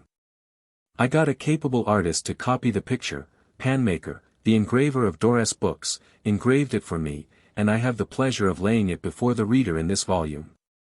We took a turn to Rome and some other Italian cities, then to Munich, and thence to Paris, partly for exercise, but mainly because these things were in our projected program, and it was only right that we should be faithful to it. From Paris I branched out and walked through Holland and Belgium, procuring an occasional lift by rail or canal when tired, and I had a tolerably good time of it, by and large. I worked Spain and other regions through agents to save time and shoe leather. We crossed to England, and then made the homeward passage in the Cunarder Gallia, a very fine ship. I was glad to get home, immeasurably glad. So glad, in fact, that it did not seem possible that anything could ever get me out of the country again. I had not enjoyed a pleasure abroad which seemed to me to compare with the pleasure I felt in seeing New York Harbor again. Europe has many advantages which we have not, but they do not compensate for a good many still more valuable ones which exist nowhere but in our own country. Then we are such a homeless lot when we are over there. So are Europeans themselves, for that matter. They live in dark and chilly vast tombs, costly enough, maybe, but without conveniences. To be condemned to live as the average European family lives would make life a pretty heavy burden to the average American family. On the whole, I think that short visits to Europe are better for us than long ones. The former preserve us from becoming Europeanized, they keep our pride of country intact, and at the same time they intensify our affection for our country and our people. Whereas long visits have the effect of dulling those feelings, at least in the majority of cases. I think that one who mixes much with Americans long resident abroad must arrive at this conclusion. Appendix A. Nothing gives such weight and dignity to a book as an appendix. Herodotus. The Portier. Omar Khayyam, the poet-prophet of Persia, writing more than 800 years ago, has said, "In the four parts of the earth are many that are able to write learned books, many that are able to lead armies, and many also that are able to govern kingdoms and empires. But few there be that can keep a hotel." A word about the European hotel portier. He is a most admirable invention, a most valuable convenience. He always wears a conspicuous uniform. He can always be found when he is wanted, for he sticks closely to his post at the front door. He is as polite as a duke, he speaks from 4 to 10 languages, he is your surest help and refuge in time of trouble or perplexity. He is not the clerk, he is not the landlord, he ranks above the clerk, and represents the landlord, who is seldom seen. Instead of going to the clerk for information, as we do at home, you go to the portier. It is the pride of our average hotel clerk to know nothing whatever, it is the pride of the portier to know everything. You ask the portier at what hours the trains leave, he tells you instantly, or you ask him who is the best physician in town, or what is the hack tariff, or how many children the mayor has, or what days the galleries are open, and whether a permit is required, and where you are to get it, and what you must pay for it. Or when the theaters open and close, what the plays are to be, and the price of seats, or what is the newest thing in hats, or how the bills of mortality average, or who struck Billy Patterson. It does not matter what you ask him, in 9 cases out of 10 he knows, and in the 10th case he will find out for you before you can turn around 3 times. There is nothing he will not put his hand to.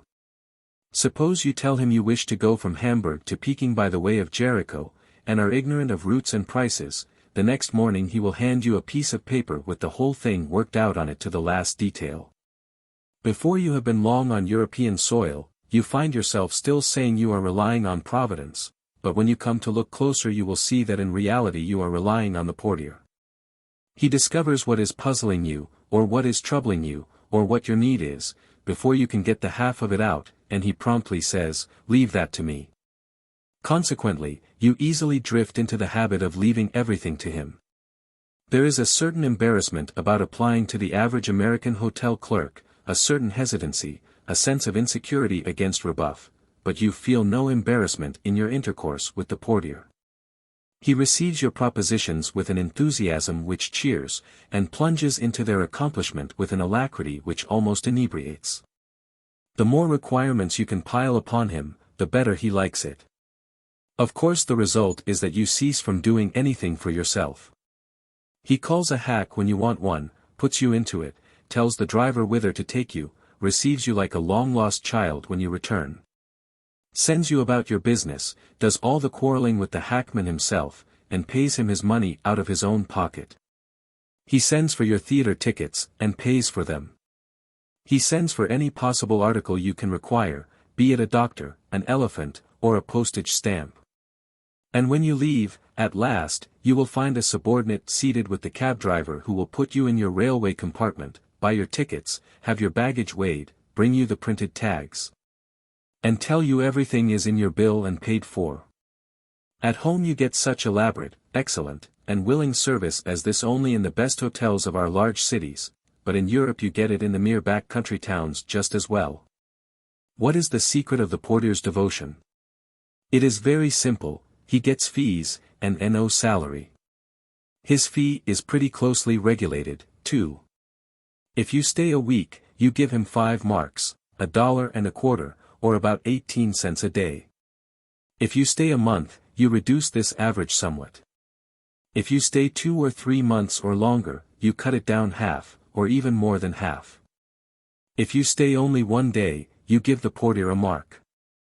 The head waiter's fee is a shade less than the portier's. The boots, who not only blacks your boots and brushes your clothes, but is usually the porter and handles your baggage, gets a somewhat smaller fee than the head waiter. The chambermaid's fee ranks below that of the boots. You fee only these 4, and no one else. A German gentleman told me that when he remained a week in a hotel, he gave the portier 5 marks, the head waiter 4, the boots 3, and the chambermaid 2. And if he stayed 3 months he divided 90 marks among them, in about the above proportions. 90 marks make $22.50. None of these fees are ever paid until you leave the hotel, though it be a year, except one of these 4 servants should go away in the meantime. In that case he will be sure to come and bid you goodbye and give you the opportunity to pay him what is fairly coming to him. It is considered very bad policy to fee a servant while you are still to remain longer in the hotel, because if you gave him too little he might neglect you afterward, and if you gave him too much he might neglect somebody else to attend to you. It is considered best to keep his expectations on a string until your stay is concluded. I do not know whether hotel servants in New York get any wages or not, but I do know that in some of the hotels there the feeing system in vogue is a heavy burden. The waiter expects a quarter at breakfast, and gets it. You have a different waiter at luncheon, and so he gets a quarter. Your waiter at dinner is another stranger, consequently he gets a quarter. The boy who carries your satchel to your room and lights your gas fumbles around and hangs around significantly, and you fee him to get rid of him. Now you may ring for ice water, and 10 minutes later for a lemonade. And 10 minutes afterward, for a cigar, and by for a newspaper, and what is the result? Why, a new boy has appeared every time and fooled and fumbled around until you have paid him something. Suppose you boldly put your foot down, and say it is the hotel's business to pay its servants. You will have to ring your bell 10 or 15 times before you get a servant there. And when he goes off to fill your order you will grow old and infirm before you see him again. You may struggle nobly for 24 hours, maybe, if you are an adamantine sort of person, but in the meantime you will have been so wretchedly served, and so insolently, that you will haul down your colors.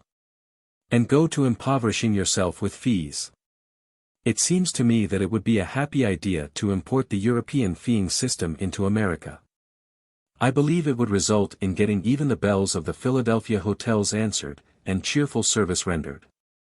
The greatest American hotels keep a number of clerks and a cashier, and pay them salaries which mount up to a considerable total in the course of a year.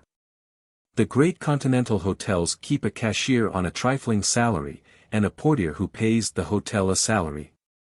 By the latter system both the hotel and the public save money and are better served than by our system. One of our consuls told me that a portier of a great Berlin hotel paid $5,000 a year for his position, and yet cleared $6,000 for himself. The position of portier in the chief hotels of Saratoga, Long Branch, New York, and similar centers of resort, would be one which the holder could afford to pay even more than $5,000 for, perhaps. When we borrowed the feeing fashion from Europe a dozen years ago, the salary system ought to have been discontinued, of course. We might make this correction now, I should think. And we might add the portier, too. Since I first began to study the portier, I have had opportunities to observe him in the chief cities of Germany, Switzerland, and Italy. And the more I have seen of him the more I have wished that he might be adopted in America, and become there, as he is in Europe, the stranger's guardian angel. Yes, what was true 800 years ago, is just as true today, few there be that can keep a hotel. Perhaps it is because the landlords and their subordinates have in too many cases taken up their trade without first learning it. In Europe the trade of hotel keeper is taught. The apprentice begins at the bottom of the ladder and masters the several grades one after the other. Just as in our country printing offices the apprentice first learns how to sweep out and bring water, then learns to roll, then to sort pie, then to set type, and finally rounds and completes his education with job work and press work. So the landlord apprentice serves as call-boy, then as underwaiter, then as a parlor waiter, then as head waiter, in which position he often has to make out all the bills, then as clerk or cashier, then as portier. His trade is learned now, and by he will assume the style and dignity of landlord, and be found conducting a hotel of his own. Now in Europe, the same as in America, when a man has kept a hotel so thoroughly well during a number of years as to give it a great reputation, he has his reward. He can live prosperously on that reputation. He can let his hotel run down to the last degree of shabbiness and yet have it full of people all the time. For instance, there is the Hotel de Ville, in Milan. It swarms with mice and fleas, and if the rest of the world were destroyed it could furnish dirt enough to start another one with. The food would create an insurrection in a poorhouse. And yet if you go outside to get your meals, that hotel makes up its loss by overcharging you on all sorts of trifles, and without making any denials or excuses about it either. But the Hôtel de Ville's old excellent reputation still keeps its dreary rooms crowded with travelers who would be elsewhere if they had only some wise friend to warn them. Appendix B. Heidelberg Castle. Heidelberg Castle must have been very beautiful before the French battered and bruised and scorched it 200 years ago. The stone is brown, with a pinkish tint, and does not seem to stain easily. The dainty and elaborate ornamentation upon its two chief fronts is as delicately carved as if it had been intended for the interior of a drawing room rather than for the outside of a house. Many fruit and flower clusters, human heads and grim projecting lions' heads are still as perfect in every detail as if they were new. But the statues which are ranked between the windows have suffered. These are life-size statues of old-time emperors, electors, and similar grandees, clad in mail and bearing ponderous swords. Some have lost an arm, some a head, and one poor fellow is chopped off at the middle. There is a saying that if a stranger will pass over the drawbridge and walk across the court to the castle front without saying anything, he can make a wish and it will be fulfilled. But they say that the truth of this thing has never had a chance to be proved, for the reason that before any stranger can walk from the drawbridge to the appointed place, the beauty of the palace front will extort an exclamation of delight from him. A ruin must be rightly situated, to be effective. This one could not have been better placed. It stands upon a commanding elevation, it is buried in green woods, there is no level ground about it, but, on the contrary, there are wooded terraces upon terraces. And one looks down through shining leaves into profound chasms and abysses where twilight reigns and the sun cannot intrude. Nature knows how to garnish a ruin to get the best effect. One of these old towers is split down the middle, and one half has tumbled aside. It tumbled in such a way as to establish itself in a picturesque attitude. Then all it lacked was a fitting drapery, and nature has furnished that, she has robed the rugged mass in flowers and verdure, and made it a charm to the eye. The standing half exposes its arched and cavernous rooms to you, like open, toothless mouths. There, too, the vines and flowers have done their work of grace. The rear portion of the tower has not been neglected either, but is clothed with a clinging garment of polished ivy which hides the wounds and stains of time. Even the top is not left bare, but is crowned with a flourishing group of trees and shrubs. Misfortune has done for this old tower what it has done for the human character sometimes, improved it. A gentleman remarked, one day, that it might have been fine to live in the castle in the day of its prime, but that we had one advantage which its vanished inhabitants lacked, the advantage of having a charming ruin to visit and muse over.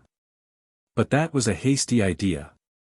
Those people had the advantage of us. They had the fine castle to live in, and they could cross the Rhine valley and muse over the stately ruin of trifles besides. The trifles people, in their day, 500 years ago, could go and muse over majestic ruins that have vanished, now, to the last stone. There have always been ruins, no doubt. And there have always been pensive people to sigh over them, and asses to scratch upon them their names and the important date of their visit. Within 100 years after Adam left Eden, the guide probably gave the usual general flourish with his hand and said, "Place where the animals were named, ladies and gentlemen, place where the tree of the forbidden fruit stood. Exact spot where Adam and Eve first met, and here, ladies and gentlemen, adorned and hallowed by the names and addresses of 3 generations of tourists, we have the crumbling remains of Cain's altar, fine old ruin." Then, no doubt, he taxed them a shekel apiece and let them go. An illumination of Heidelberg Castle is one of the sights of Europe. The castle's picturesque shape, its commanding situation, midway up the steep and wooded mountainside.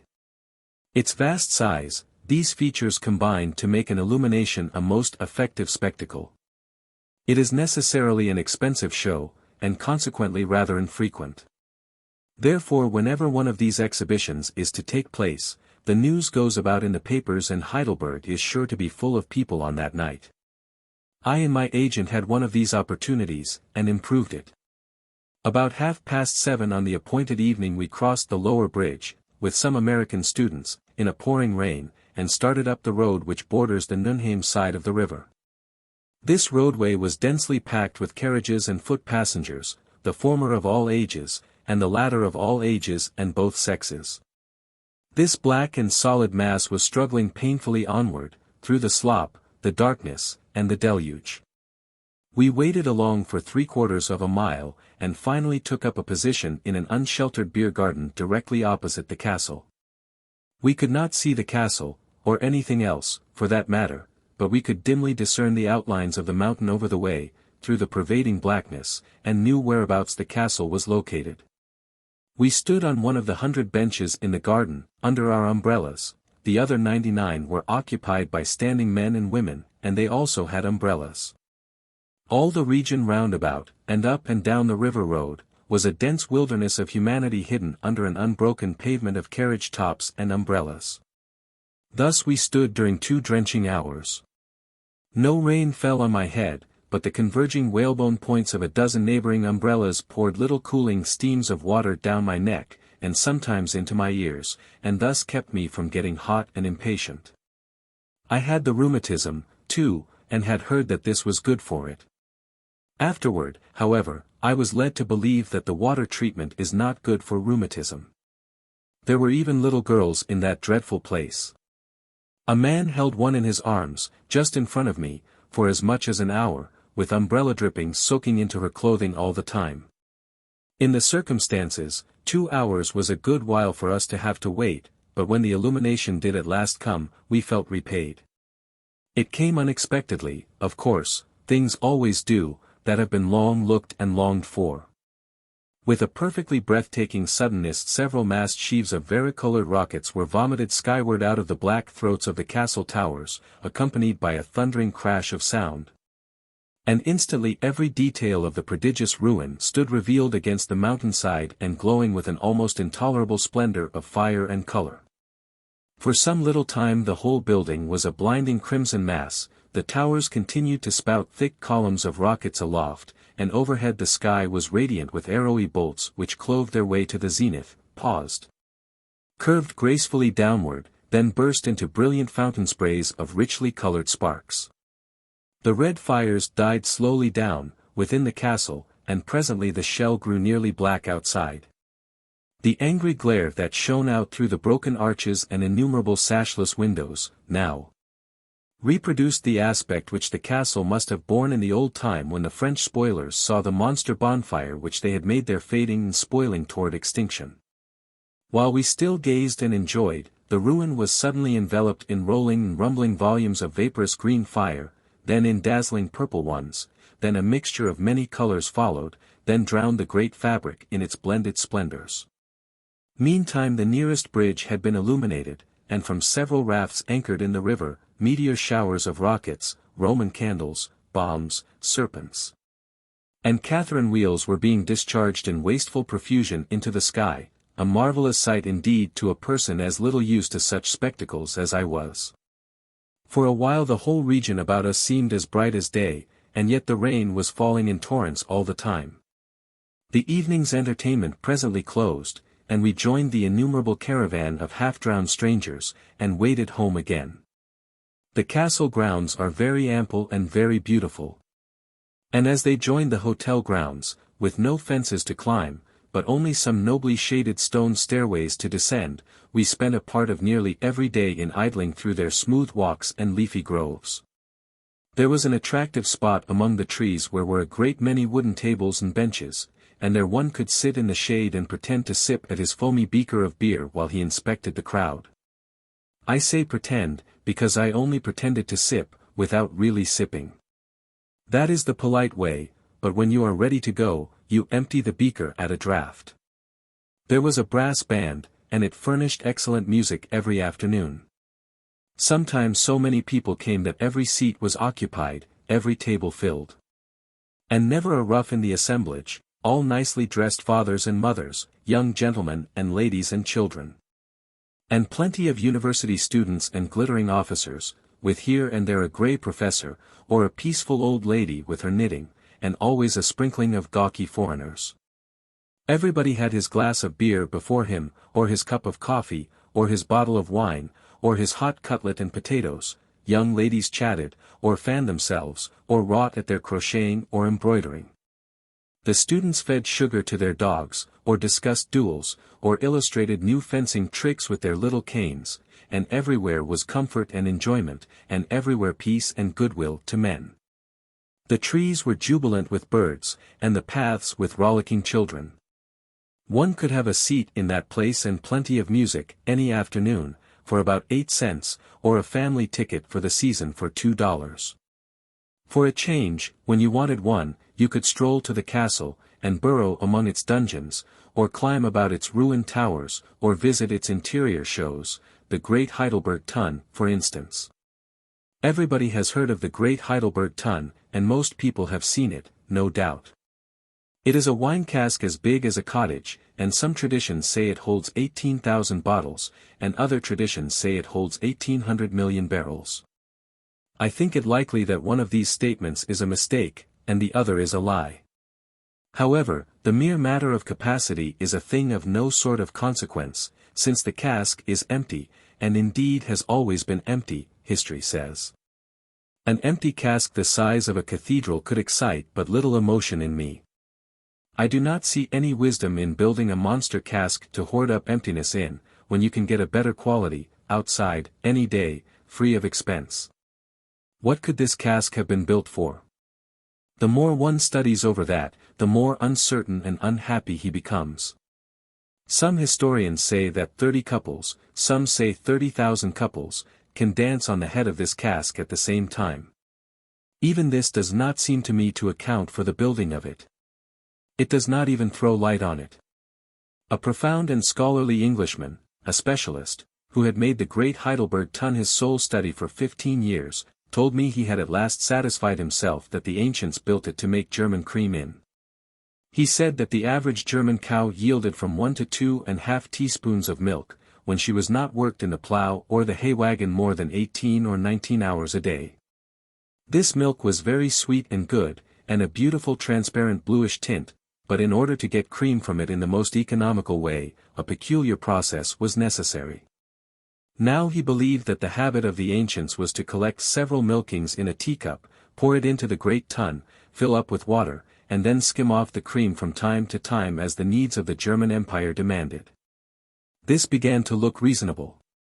It certainly began to account for the German cream which I had encountered and marveled over in so many hotels and restaurants. But a thought struck me. Why did not each ancient dairyman take his own teacup of milk and his own cask of water, and mix them, without making a government matter of it? Where could he get a cask large enough to contain the right proportion of water? Very true. It was plain that the Englishman had studied the matter from all sides. Still I thought I might catch him on one point. So I asked him why the modern empire did not make the nation's cream in the Heidelberg tun, instead of leaving it to rot away unused. But he answered as one prepared. A patient and diligent examination of the modern German cream had satisfied me that they do not use the great tun now, because they have got a bigger one hid away somewhere. Either that is the case or they empty the spring milkings into the mountain torrents and then skim the Rhine all summer. There is a museum of antiquities in the castle, and among its most treasured relics are ancient manuscripts connected with German history. There are hundreds of these, and their dates stretch back through many centuries. One of them is a decree signed and sealed by the hand of a successor of Charlemagne, in the year 896. A signature made by a hand which vanished out of this life near 1,000 years ago, is a more impressive thing than even a ruined castle. Luther's wedding ring was shown me, also a fork belonging to a time anterior to our era, and an early bootjack. And there was a plaster cast of the head of a man who was assassinated about 60 years ago. The stab wounds in the face were duplicated with unpleasant fidelity. 1 or 2 real hairs still remained sticking in the eyebrows of the cast. That trifle seemed to almost change the counterfeit into a corpse. There are many aged portraits, some valuable, some worthless, some of great interest, some of none at all. I bought a couple, one a gorgeous duke of the olden time, and the other a comely blue-eyed damsel, a princess, maybe. I bought them to start a portrait gallery of my ancestors with. I paid $1.50 for the duke and $1.50 for the princess. One can lay in ancestors at even cheaper rates than these, in Europe, if he will mouse among old picture shops and look out for chances. Appendix C. The college prison. It seems that the student may break a good many of the public laws without having to answer to the public authorities. His case must come before the university for trial and punishment. If a policeman catches him in an unlawful act and proceeds to arrest him, the offender proclaims that he is a student, and perhaps shows his matriculation card, whereupon the officer asks for his address, then goes his way, and reports the matter at headquarters. If the offense is one over which the city has no jurisdiction, the authorities report the case officially to the university, and give themselves no further concern about it. The university court send for the student, listen to the evidence, and pronounce judgment. The punishment usually inflicted is imprisonment in the university prison. As I understand it, a student's case is often tried without his being present at all. Then something like this happens: a constable in the service of the university visits the lodgings of the said student, knocks, is invited to come in, does so, and says politely, "If you please, I am here to conduct you to prison." "Ah," says the student, "I was not expecting it. What have I been doing? 2 weeks ago the public peace had the honor to be disturbed by you." "It is true, I had forgotten it." "Very well, I have been complained of, tried, and found guilty, is that it?" "Exactly. You are sentenced to 2 days solitary confinement in the college prison, and I am sent to fetch you." Student. "Oh, I can't go today." Officer. "If you please, why?" Student. "Because I've got an engagement." Officer. "Tomorrow, then, perhaps." Student. "No, I am going to the opera, tomorrow." Officer. "Could you come Friday?" Student. Reflectively. "Let me see, Friday. I don't seem to have anything on hand Friday." Officer. "Then, if you please, I will expect you on Friday." Student. "All right, I'll come around Friday." Officer. "Thank you. Good day, sir." Student. "Good day." So on Friday the student goes to the prison of his own accord, and is admitted. It is questionable if the world's criminal history can show a custom more odd than this. Nobody knows, now, how it originated. There have always been many noblemen among the students, and it is presumed that all students are gentlemen. In the old times it was usual to mar the convenience of such folk as little as possible. Perhaps this indulgent custom owes its origin to this. One day I was listening to some conversation upon this subject, and an American student said that for some time he had been under sentence for a slight breach of the peace and had promised the constable that he would presently find an unoccupied day and betake himself to prison. I asked the young gentleman to do me the kindness to go to jail as soon as he conveniently could, so that I might try to get in there and visit him, and see what college captivity was like. He said he would appoint the very first day he could spare. His confinement was to endure 24 hours. He shortly chose his day, and sent me word. I started immediately. When I reached the university place, I saw 2 gentlemen talking together, and, as they had portfolios under their arms, I judged they were tutors or elderly students, so I asked them in English to show me the college jail.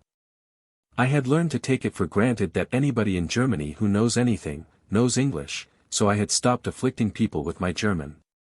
These gentlemen seemed a trifle amused, and a trifle confused, too, but one of them said he would walk around the corner with me and show me the place. He asked me why I wanted to get in there, and I said to see a friend, and for curiosity. He doubted if I would be admitted, but volunteered to put in a word or two for me with the custodian. He rang the bell, a door opened, and we stepped into a paved way and then up into a small living room, where we were received by a hearty and good-natured German woman of 50. She threw up her hands with a surprised "Ach Gott," her professor, and exhibited a mighty deference for my new acquaintance. By the sparkle in her eye I judged she was a good deal amused, too. Her professor, talked to her in German, and I understood enough of it to know that he was bringing very plausible reasons to bear for admitting me. They were successful. So her professor received my earnest thanks and departed.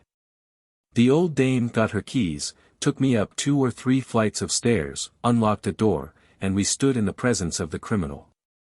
Then she went into a jolly and eager description of all that had occurred downstairs, and what her professor had said, and so forth and so on. Plainly, she regarded it as quite a superior joke that I had waylaid a professor and employed him in so odd a service. But I wouldn't have done it if I had known he was a professor, therefore my conscience was not disturbed. Now the dame left us to ourselves. The cell was not a roomy one, still it was a little larger than an ordinary prison cell. It had a window of good size, iron-grated, a small stove, 2 wooden chairs, 2 oaken tables, very old and most elaborately carved with names, mottos, faces, armorial bearings, etc., the work of several generations of imprisoned students. And a narrow wooden bedstead with a villainous straw mattress, but no sheets, pillows, blankets, or coverlets, for these the student must furnish at his own cost if he wants them. There was no carpet, of course. The ceiling was completely covered with names, dates, and monograms, done with candle smoke. The walls were thickly covered with pictures and portraits, in profile, some done with ink, some with soot, some with a pencil, and some with red, blue, and green chalks. And whenever an inch or 2 of space had remained between the pictures, the captives had written plaintive verses, or names and dates. I do not think I was ever in a more elaborately frescoed apartment. Against the wall hung a placard containing the prison laws. I made a note of 1 or 2 of these. For instance, the prisoner must pay, for the privilege of entering, a sum equivalent to 20 cents of our money. For the privilege of leaving, when his term had expired, 20 cents, for every day spent in the prison, 12 cents, for fire and light, 12 cents a day. The jailer furnishes coffee, mornings, for a small sum. Dinners and suppers may be ordered from outside if the prisoner chooses, and he is allowed to pay for them, too. Here and there, on the walls, appeared the names of American students, and in one place the American arms and motto were displayed in colored chalks.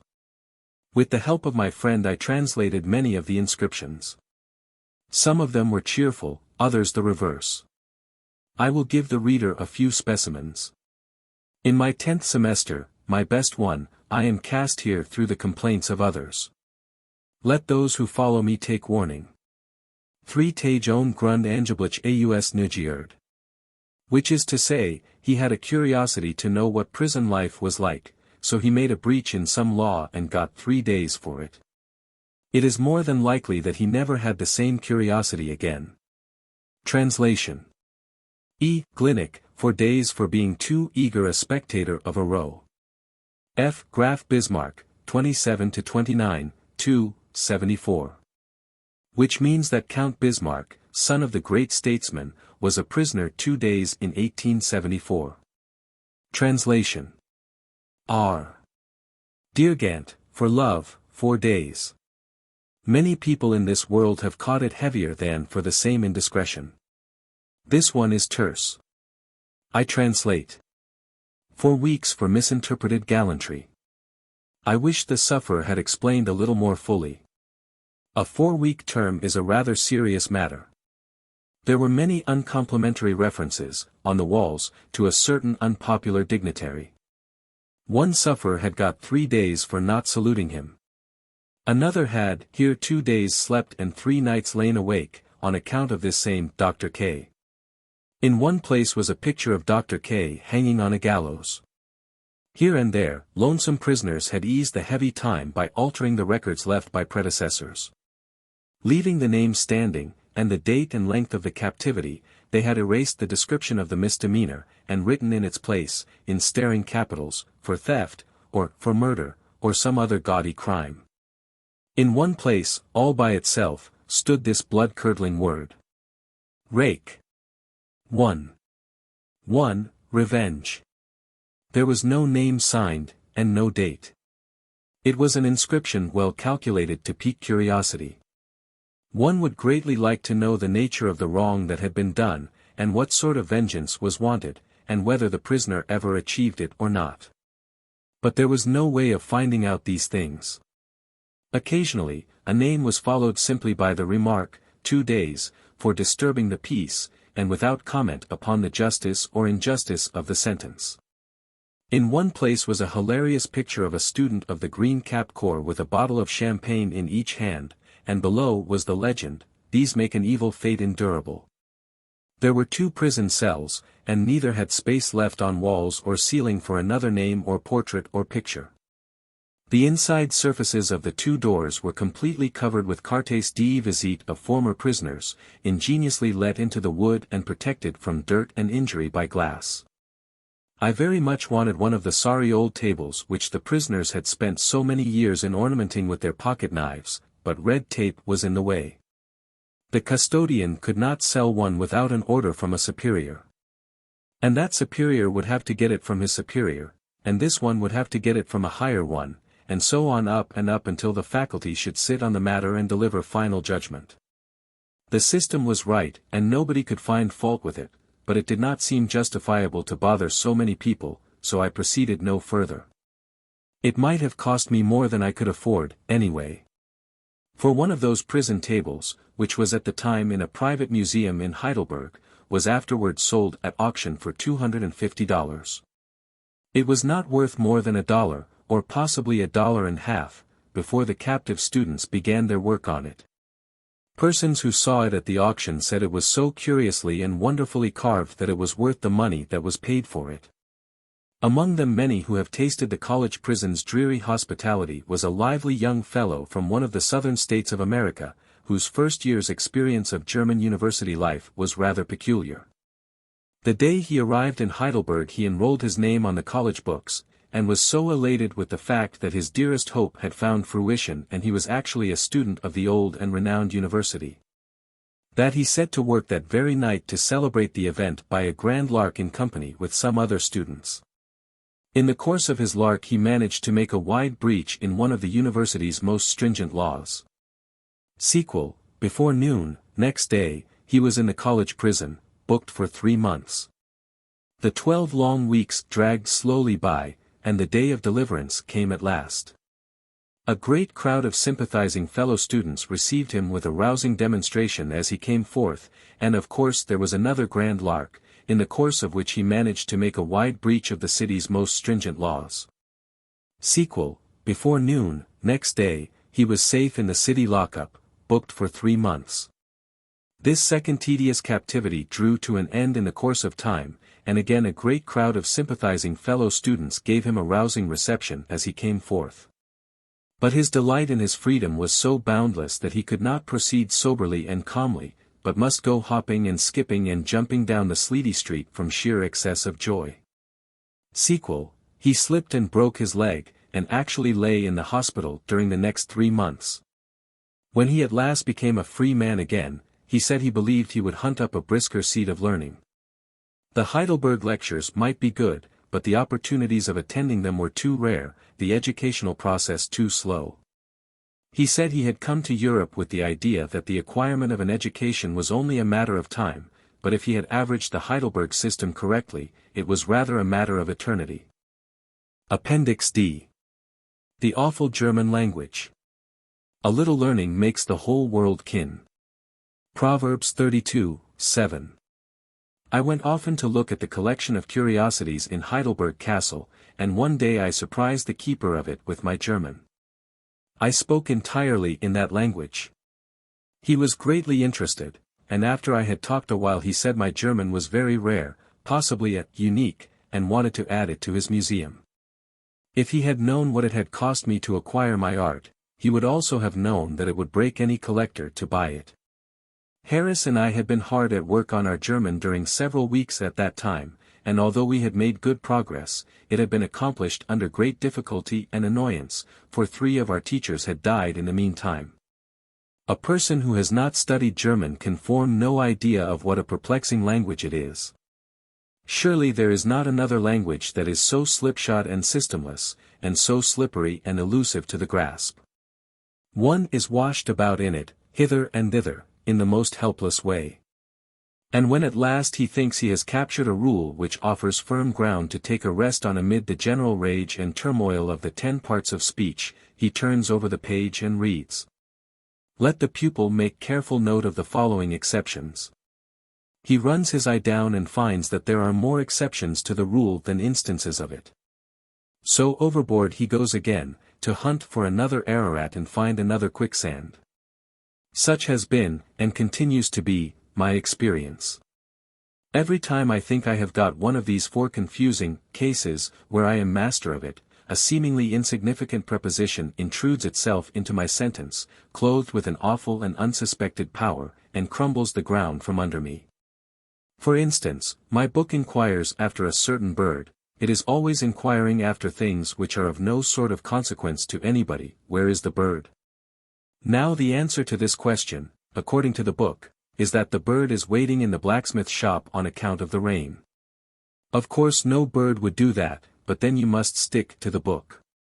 Very well, I begin to cipher out the German for that answer. I begin at the wrong end, necessarily, for that is the German idea. I say to myself, Regen, rain, is masculine, or maybe it is feminine, or possibly neuter. It is too much trouble to look now. Therefore, it is either dar, Regen, or die, Regen, or das, Regen, according to which gender it may turn out to be when I look.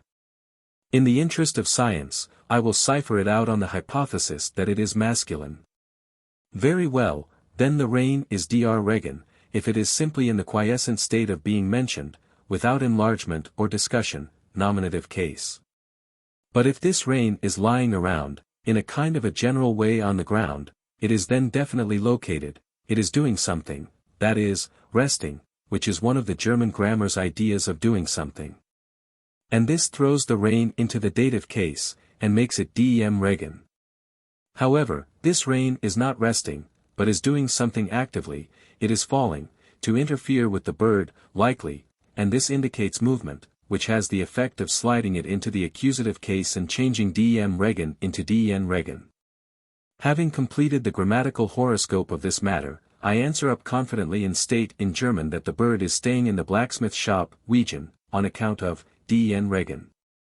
Then the teacher lets me softly down with the remark that whenever the word Wegen drops into a sentence, it always throws that subject into the genitive case. Regardless of consequences, and therefore this bird stayed in the blacksmith shop, Wegen des Regens. N.B. I was informed, later, by a higher authority, that there was an exception which permits one to say Wegen den Regen in certain peculiar and complex circumstances, but that this exception is not extended to anything but rain. There are 10 parts of speech, and they are all troublesome. An average sentence, in a German newspaper, is a sublime and impressive curiosity. It occupies a quarter of a column. It contains all the 10 parts of speech, not in regular order, but mixed. It is built mainly of compound words constructed by the writer on the spot, and not to be found in any dictionary, 6 or 7 words compacted into one, without joint or seam, that is, without hyphens. It treats of 14 or 15 different subjects, each enclosed in a parenthesis of its own, with here and there extra parentheses, making pens within pens, finally. All the parentheses and reparentheses are massed together between a couple of king parentheses, one of which is placed in the first line of the majestic sentence and the other in the middle of the last line of it, after which comes the verb. And you find out for the first time what the man has been talking about. And after the verb, merely by way of ornament, as far as I can make out, the writer shovels in haben sind Güssen gehabt haben geworden sein, or words to that effect, and the monument is finished. I suppose that this closing hurrah is in the nature of the flourish to a man's signature, not necessary, but pretty. German books are easy enough to read when you hold them before the looking glass or stand on your head, so as to reverse the construction, but I think that to learn to read and understand a German newspaper is a thing which must always remain an impossibility to a foreigner. Yet even the German books are not entirely free from attacks of the parenthesis distemper, though they are usually so mild as to cover only a few lines. And therefore when you at last get down to the verb it carries some meaning to your mind because you are able to remember a good deal of what has gone before. Now here is a sentence from a popular and excellent German novel, with a slight parenthesis in it. I will make a perfectly literal translation, and throw in the parenthesis marks and some hyphens for the assistance of the reader, though in the original there are no parenthesis marks or hyphens. And the reader is left to flounder through to the remote verb the best way he can. But when he, upon the street, the in satin and silk covered now very unconstrained after the newest fashion dressed, government councillor's wife met, etc. etc. 1. When aber auf der Straße der in St. Und gewählten Jets sehr ungenert nach der Nussen Mode gekleideten Regierungsrätin begegnet. That is from the old Mamsell's Secret, by Mrs. Marlitt. And that sentence is constructed upon the most approved German model. You observe how far that verb is from the reader's base of operations. Well, in a German newspaper they put their verb away over on the next page. And I have heard that sometimes after stringing along the exciting preliminaries and parentheses for a column or two, they get in a hurry and have to go to press without getting to the verb at all. Of course, then, the reader is left in a very exhausted and ignorant state. We have the parenthesis disease in our literature, too. And one may see cases of it every day in our books and newspapers, but with us it is the mark and sign of an unpracticed writer or a cloudy intellect. Whereas with the Germans it is doubtless the mark and sign of a practiced pen and of the presence of that sort of luminous intellectual fog which stands for clearness among these people. For surely it is not clearness, it necessarily can't be clearness. Even a jury would have penetration enough to discover that. A writer's ideas must be a good deal confused, a good deal out of line and sequence, when he starts out to say that a man met a councillor's wife in the street. And then right in the midst of this so simple undertaking halts these approaching people and makes them stand still until he jots down an inventory of the woman's dress. That is manifestly absurd. It reminds a person of those dentists who secure your instant and breathless interest in a tooth by taking a grip on it with the forceps, and then stand there and drawl through a tedious anecdote before they give the dreaded jerk. Parentheses in literature and dentistry are in bad taste. The Germans have another kind of parenthesis, which they make by splitting a verb in two and putting half of it at the beginning of an exciting chapter and the other half at the end of it. Can anyone conceive of anything more confusing than that? These things are called separable verbs. The German grammar is blistered all over with separable verbs. And the wider the two portions of one of them are spread apart, the better the author of the crime is pleased with his performance. A favorite one is reist ab, which means departed. Here is an example which I culled from a novel and reduced to English. The trunks being now ready, he de after kissing his mother and sisters, and once more pressing to his bosom his adored Gretchen, who, dressed in simple white muslin, with a single tuberose in the ample folds of her rich brown hair, had tottered feebly down the stairs, still pale from the terror and excitement of the past evening, but longing to lay her poor aching head yet once again upon the breast of him whom she loved more dearly than life itself, parted. However, it is not well to dwell too much on the separable verbs. One is sure to lose his temper early, and if he sticks to the subject, and will not be warned, it will at last either soften his brain or petrify it. Personal pronouns and adjectives are a fruitful nuisance in this language, and should have been left out. For instance, the same sound, sie, means you, and it means she, and it means her, and it means it, and it means they, and it means them.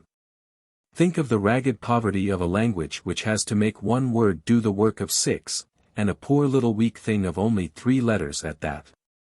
But mainly, think of the exasperation of never knowing which of these meanings the speaker is trying to convey. This explains why, whenever a person says sie to me, I generally try to kill him, if a stranger. Now observe the adjective. Here was a case where simplicity would have been an advantage, therefore, for no other reason, the inventor of this language complicated it all he could. When we wish to speak of our good friend or friends, in our enlightened tongue, we stick to the one form and have no trouble or hard feeling about it, but with the German tongue it is different. When a German gets his hands on an adjective, he declines it, and keeps on declining it until the common sense is all declined out of it. It is as bad as Latin. He says, for instance, singular. Nominative, mein guter Freund, my good friend. Genitives, mein gutien Freund of my good friend. Dative, mein gutien Freund, to my good friend. Accusative, meinen gutien Freund, my good friend. Plural.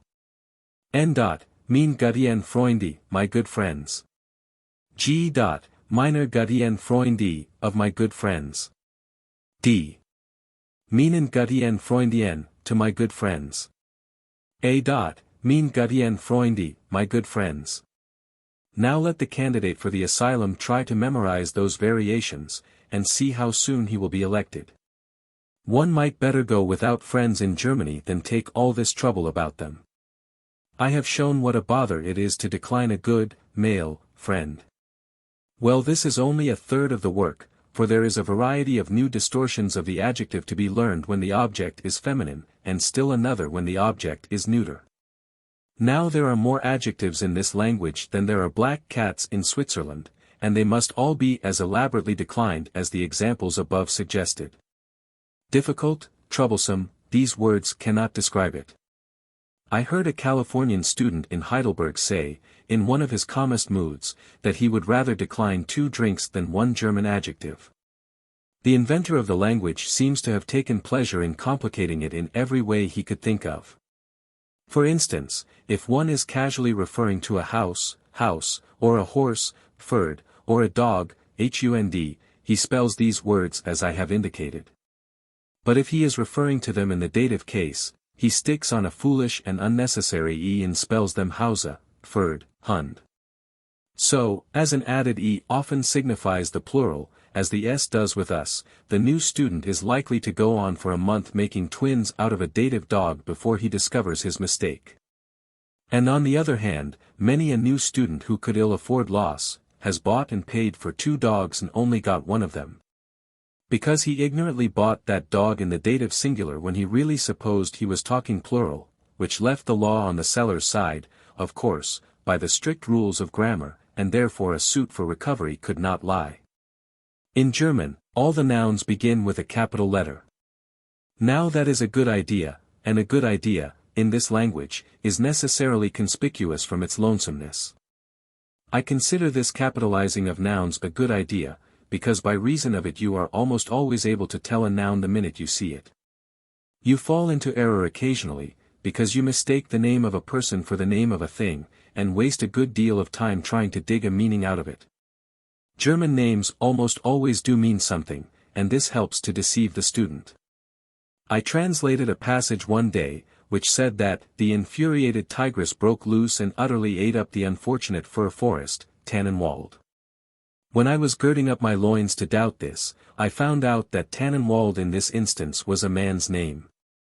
Every noun has a gender, and there is no sense or system in the distribution. So the gender of each must be learned separately and by heart. There is no other way. To do this one has to have a memory like a memorandum book. In German, a young lady has no sex, while a turnip has. Think what overwrought reverence that shows for the turnip, and what callous disrespect for the girl. See how it looks in print. I translate this from a conversation in one of the best of the German Sunday school books. Gretchen. Wilhelm, where is the turnip? Wilhelm. She has gone to the kitchen. Gretchen. Where is the accomplished and beautiful English maiden? Wilhelm. It has gone to the opera. To continue with the German genders, a tree is male, its buds are female, its leaves are neuter, horses are sexless, dogs are male, cats are female, tomcats included, of course. A person's mouth, neck, bosom, elbows, fingers, nails, feet, and body are of the male sex, and his head is male or neuter according to the word selected to signify it. And not according to the sex of the individual who wears it, for in Germany all the women wear either male heads or sexless ones. A person's nose, lips, shoulders, breast, hands, and toes are of the female sex, and his hair, ears, eyes, chin, legs, knees, heart, and conscience haven't any sex at all. The inventor of the language probably got what he knew about a conscience from hearsay. Now, by the above dissection, the reader will see that in Germany a man may think he is a man, but when he comes to look into the matter closely, he is bound to have his doubts. He finds that in sober truth he is a most ridiculous mixture. And if he ends by trying to comfort himself with the thought that he can at least depend on a third of this mess as being manly and masculine, the humiliating second thought will quickly remind him that in this respect he is no better off than any woman or cow in the land. In the German it is true that by some oversight of the inventor of the language, a woman is a female, but a wife, Weib, is not, which is unfortunate. A wife, here, has no sex, she is neuter. So, according to the grammar, a fish is he, his scales are SHE, but a fishwife is neither. To describe a wife as sexless may be called underdescription, that is bad enough, but overdescription is surely worse. A German speaks of an Englishman as the Engla with diaresis NN. To change the sex, he adds INN, and that stands for Englishwoman, Engla with diaresis NN. That seems descriptive enough, but still it is not exact enough for a German.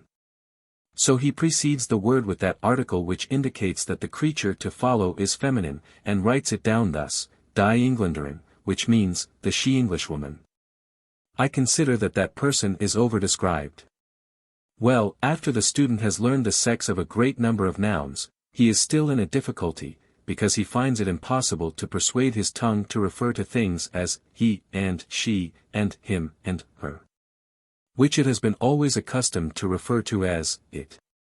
When he even frames a German sentence in his mind, with the hims and hers in the right places, and then works up his courage to the utterance point, it is no use. The moment he begins to speak his tongue flies the track and all those labored males and females come out as its.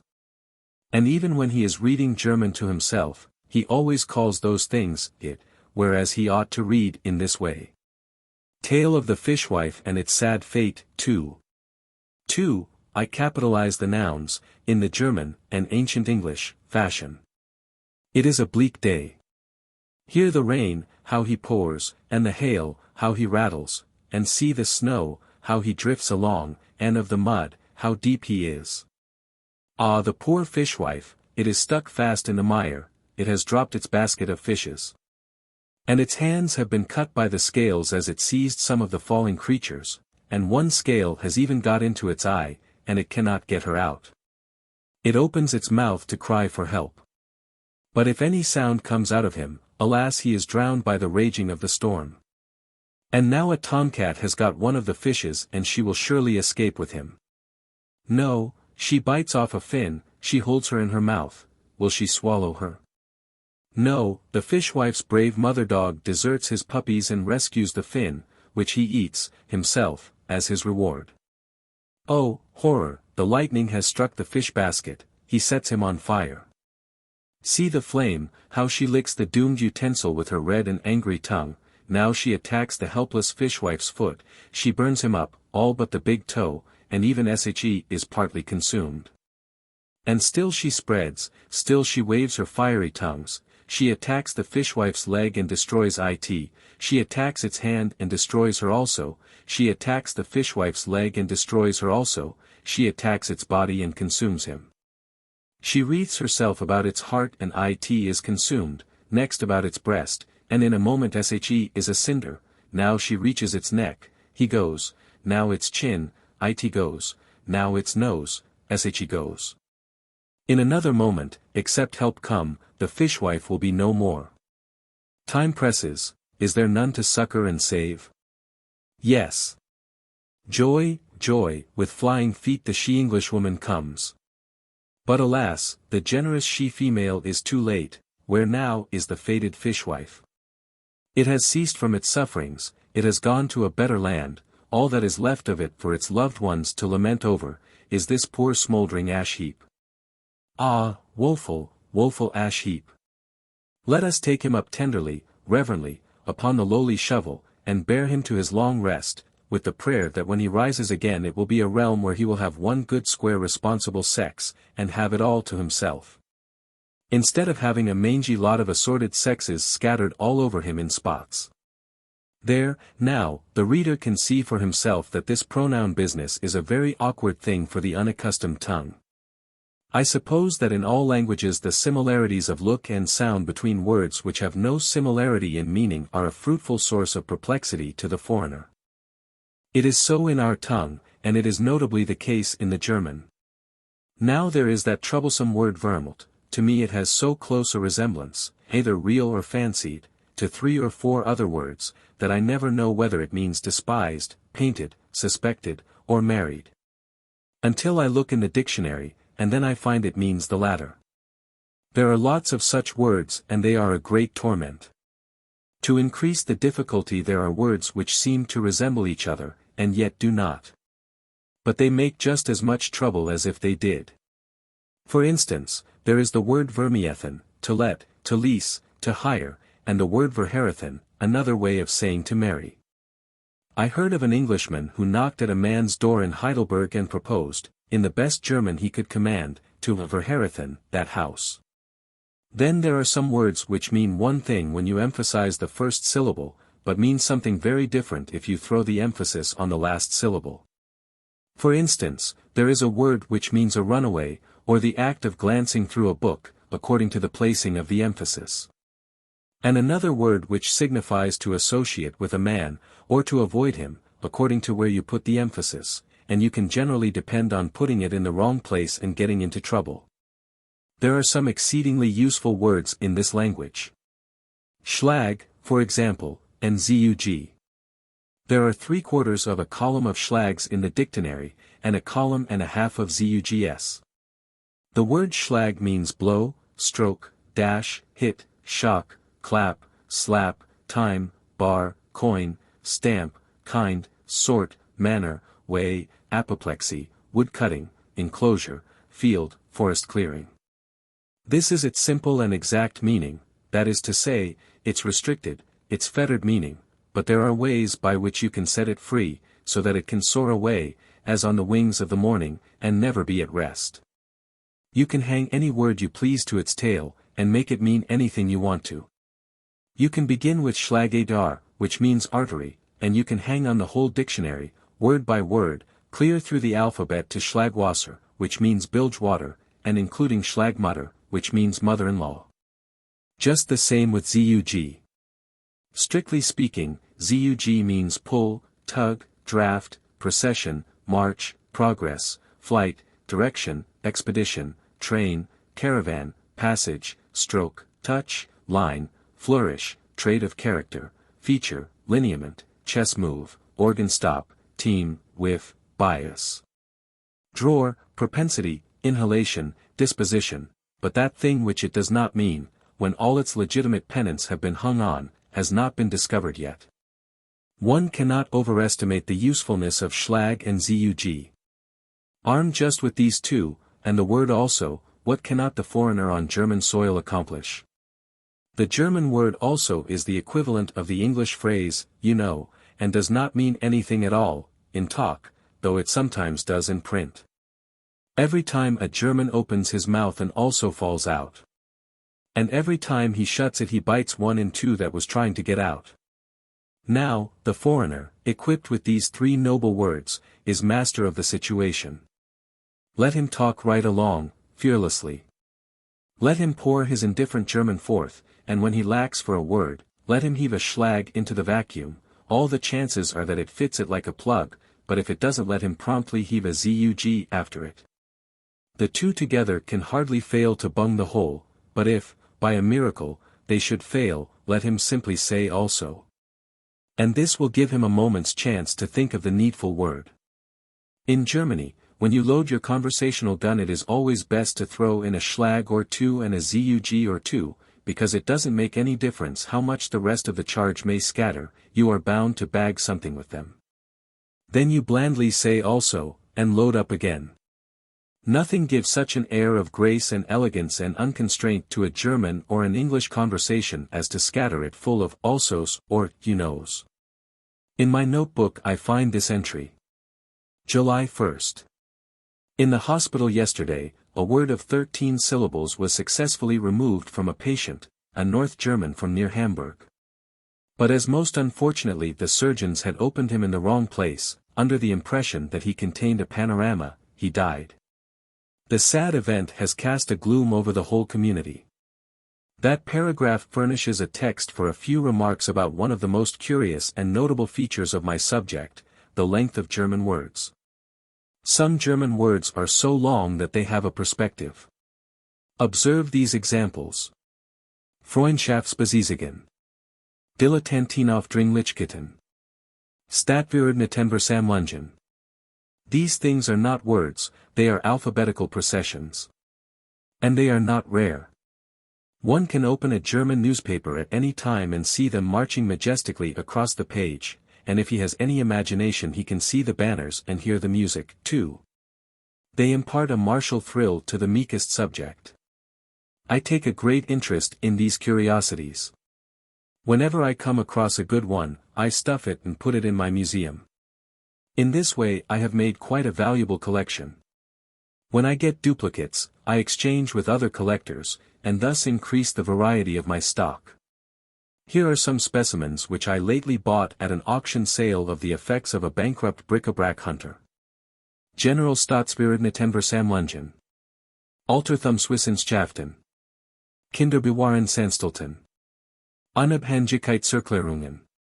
Wiederherstellungsbestrebungen. Waffenstillstandsunterhandlungen. Of course, when one of these grand mountain ranges goes stretching across the printed page, it adorns and ennobles that literary landscape, but at the same time it is a great distress to the new student, for it blocks up his way. He cannot crawl under it, or climb over it, or tunnel through it. So he resorts to the dictionary for help, but there is no help there. The dictionary must draw the line somewhere, so it leaves this sort of words out.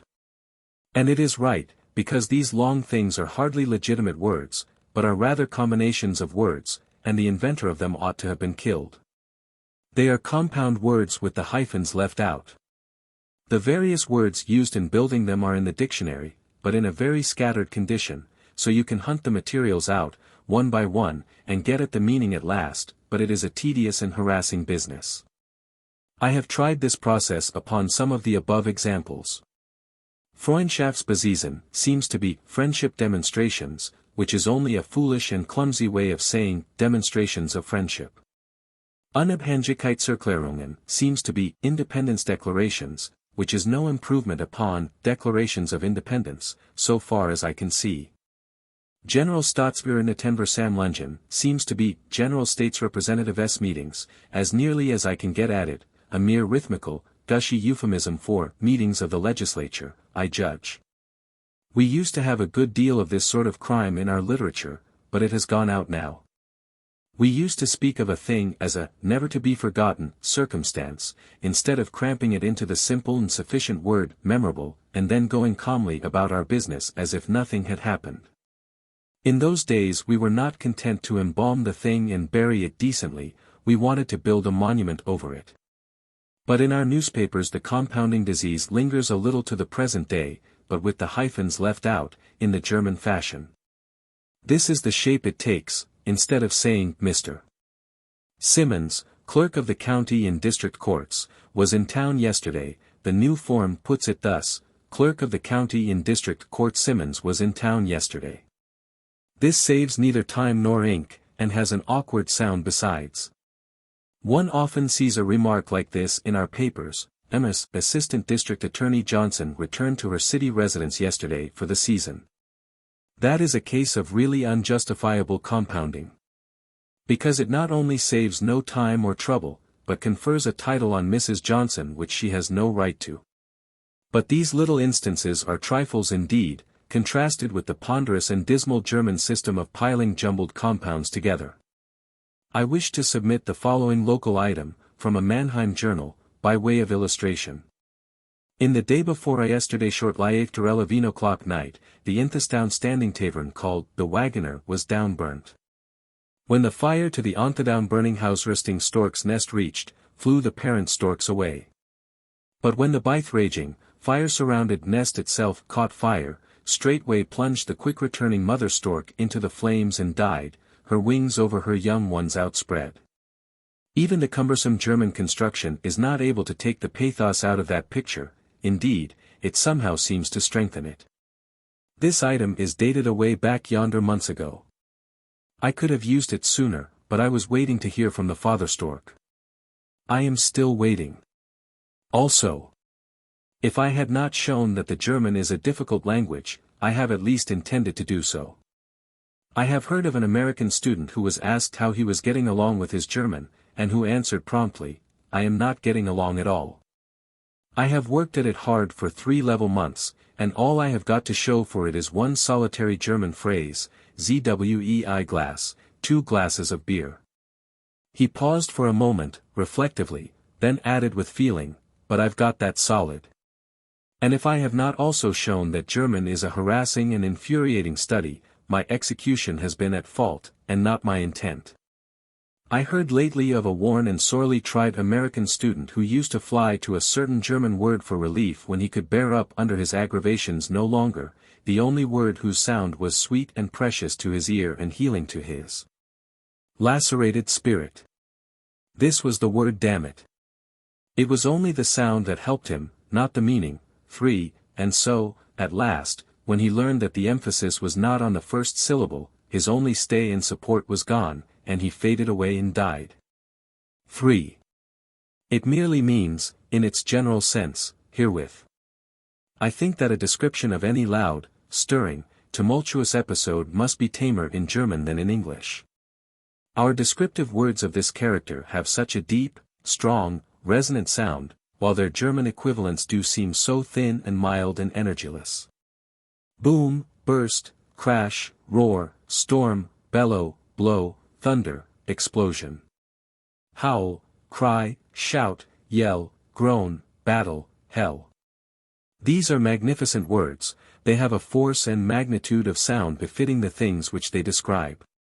But their German equivalents would be ever so nice to sing the children to sleep with, or else my awe-inspiring ears were made for display and not for superior usefulness in analyzing sounds. Would any man want to die in a battle which was called by so tame a term as a Schlacht? Or would not a consumptive feel too much bundled up, who was about to go out, in a shirt collar and a seal ring, into a storm which the bird-song word Gewitter was employed to describe?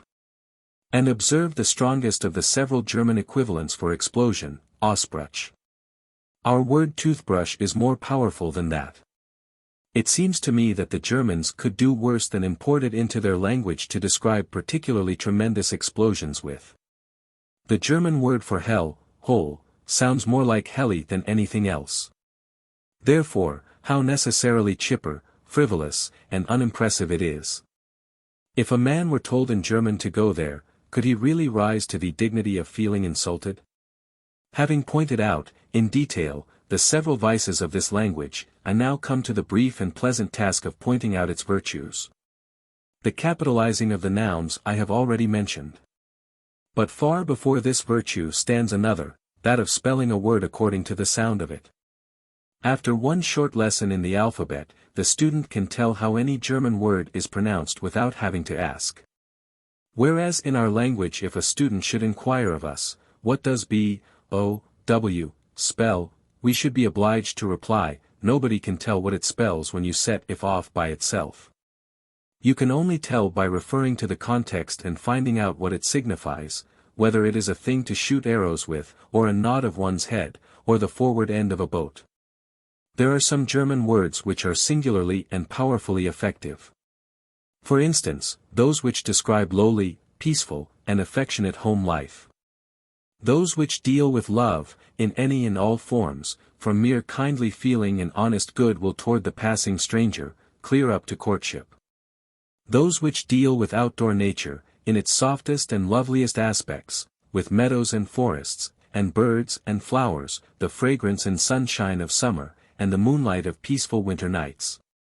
In a word, those which deal with any and all forms of rest, repose, and peace, those also which deal with the creatures and marvels of fairyland.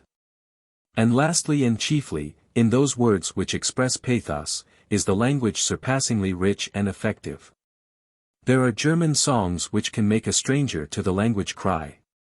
That shows that the sound of the words is correct, it interprets the meanings with truth and with exactness, and so the ear is informed, and through the ear, the heart. The Germans do not seem to be afraid to repeat a word when it is the right one. They repeat it several times, if they choose. That is wise.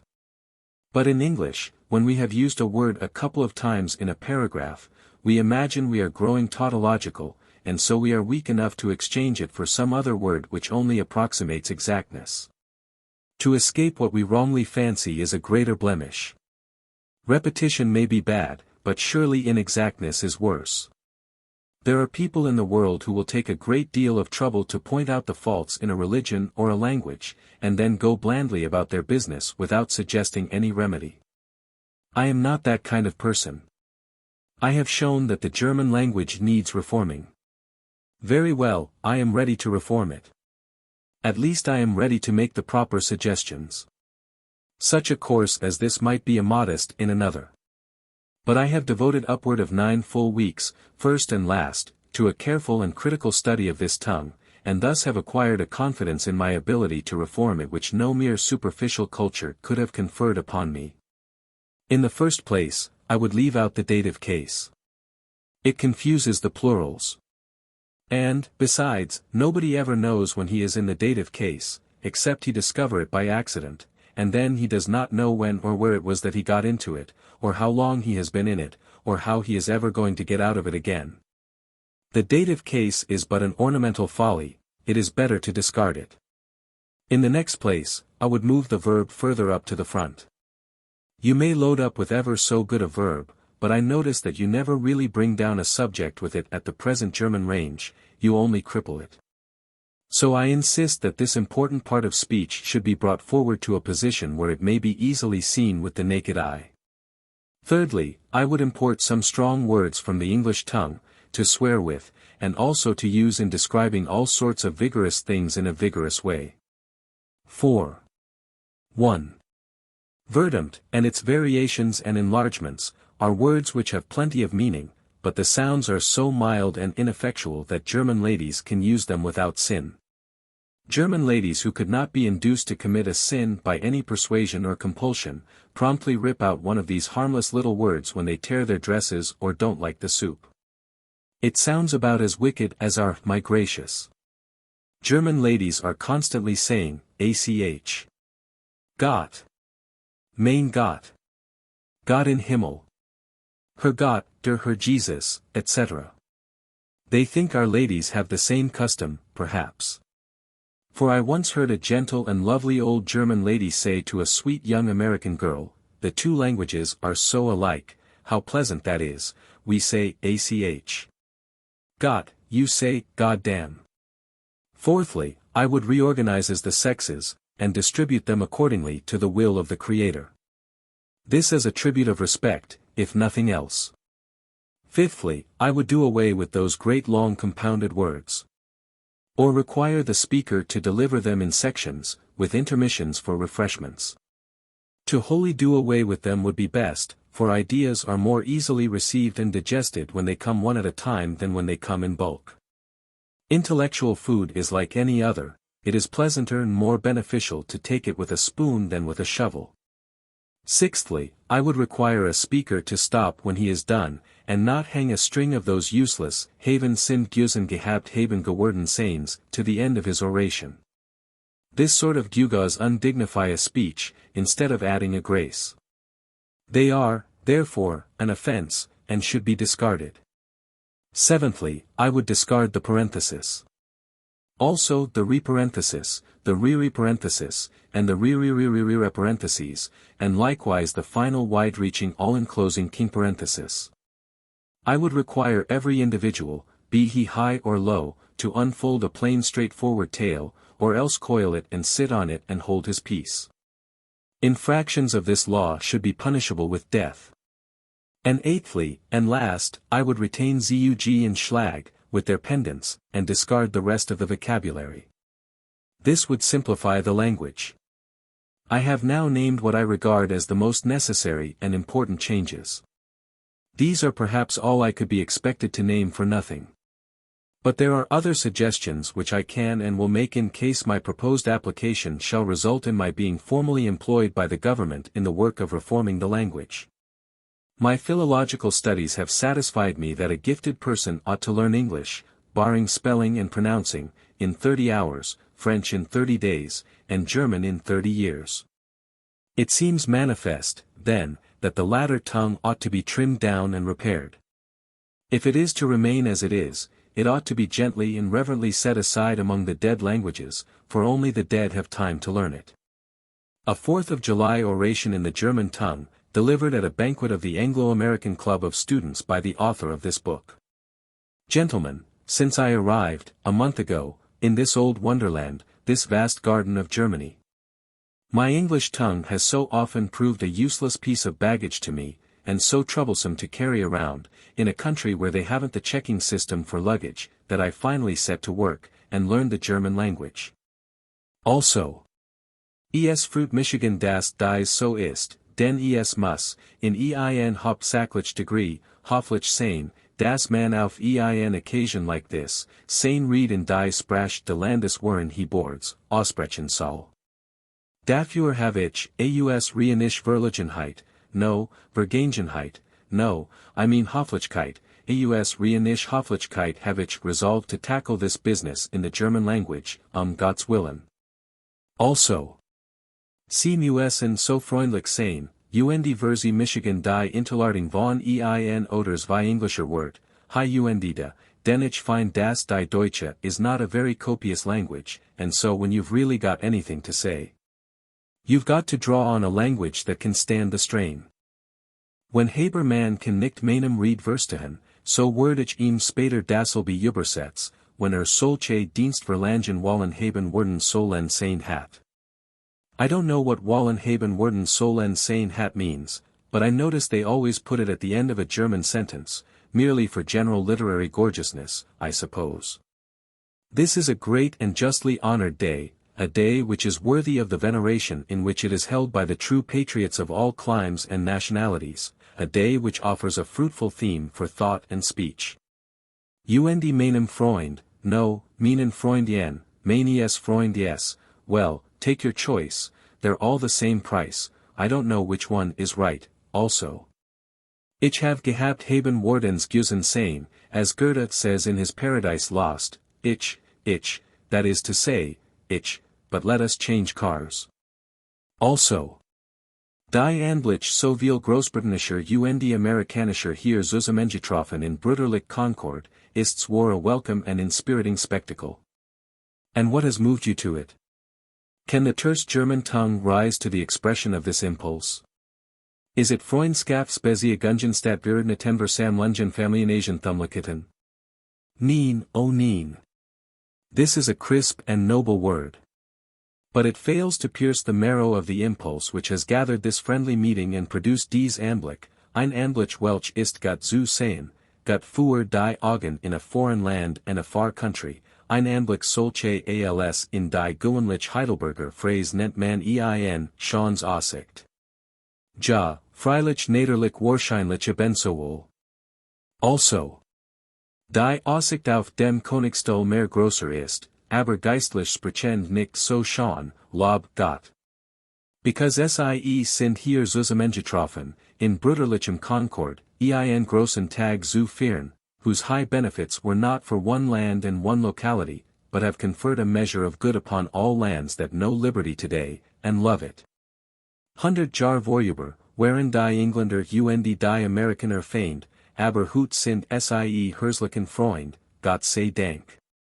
May this good fellowship endure, may these banners here blended in amity so remain. May they never any more wave over opposing hosts, or be stained with blood which was kindred, is kindred, and always will be kindred. Until a line drawn upon a map shall be able to say, this bars the ancestral blood from flowing in the veins of the descendant. Appendix E. Legend of the Castles. Called the Swallow's Nest and the Brothers. As condensed from the Captain's Tale. In the neighborhood of 300 years ago the Swallow's Nest and the larger castle between it and Neckarsteinach were owned and occupied by two old knights who were twin brothers, and bachelors. They had no relatives. They were very rich. They had fought through the wars and retired to private life, covered with honorable scars. They were honest, honorable men in their dealings, but the people had given them a couple of nicknames which were very suggestive, her Give-Not and her Heartless. The old knights were so proud of these names that if a burgher called them by their right ones they would correct them. The most renowned scholar in Europe, at the time, was the Herr Dr. Franz Reichmann, who lived in Heidelberg. All Germany was proud of the venerable scholar, who lived in the simplest way, for great scholars are always poor. He was poor, as to money, but very rich in his sweet young daughter Hildegard and his library. He had been all his life collecting his library, book, and he lived it as a miser loves his hoarded gold. He said the two strings of his heart were rooted, the one in his daughter, the other in his books. And that if either were severed he must die. Now in an evil hour, hoping to win a marriage portion for his child, this simple old man had entrusted his small savings to a sharper to be ventured in a glittering speculation. But that was not the worst of it, he signed a paper, without reading it. That is the way with poets and scholars, they always sign without reading. This cunning paper made him responsible for heaps of things. The rest was that one night he found himself in debt to the sharper 8,000 pieces of gold, an amount so prodigious that it simply stupefied him to think of it. It was a night of woe in that house. I must part with my library, I have nothing else. So perishes one heartstring, said the old man. What will it bring, father? Asked the girl. Nothing. It is worth 700 pieces of gold, but by auction it will go for little or nothing. Then you will have parted with the half of your heart and the joy of your life to no purpose, since so mighty a burden of debt will remain behind. There is no help for it, my child. Our darlings must pass under the hammer. We must pay what we can. My father, I have a feeling that the dear Virgin will come to our help. Let us not lose heart. She cannot devise a miracle that will turn nothing into 8,000 gold pieces, and lesser help will bring us little peace. She can do even greater things, my father. She will save us, I know she will. Toward morning, while the old man sat exhausted and asleep in his chair where he had been sitting before his books as one who watches by his beloved dead and prints the features on his memory for a solace in the aftertime of empty desolation, his daughter sprang into the room and gently woke him, saying, My presentiment was true. She will save us. 3 times has she appeared to me in my dreams, and said, Go to the Her Give-Not, go to the Her Heartless, ask them to come and bid. There, did I not tell you she would save us, the thrice blessed Virgin? Sad as the old man was, he was obliged to laugh. Thou mightest as well appeal to the rocks their castles stand upon as to the harder ones that lie in those men's breasts, my child. They bid on books writ in the learned tongues. They can scarce read their own. But Hildegard's faith was in no wise shaken. Bright and early she was on her way up the Neckar road, as joyous as a bird. Meantime her Give-Not and her Heartless were having an early breakfast in the former's castle, the Sparrow's Nest, and flavoring it with a quarrel. For although these twins bore a love for each other which almost amounted to worship, there was one subject upon which they could not touch without calling each other hard names, and yet it was the subject which they oftenest touched upon. I tell you, said Give-Not, you will beggar yourself yet with your insane squanderings of money upon what you choose to consider poor and worthy objects. All these years I have implored you to stop this foolish custom and husband your means, but all in vain. You are always lying to me about these secret benevolences, but you never have managed to deceive me yet. Every time a poor devil has been set upon his feet I have detected your hand in it, incorrigible ass. Every time you didn't set him on his feet yourself, you mean. Where I give one unfortunate a little private lift, you do the same for a dozen. The idea of your swelling around the country and petting yourself with the nickname of Give Not, intolerable humbug. Before I would be such a fraud as that, I would cut my right hand off. Your life is a continual lie. But go on, I have tried my best to save you from beggaring yourself by your riotous charities, now for the 1000th time I wash my hands of the consequences. A maundering old fool. That's what you are. And you a blethering old idiot. Roared Give Not, springing up.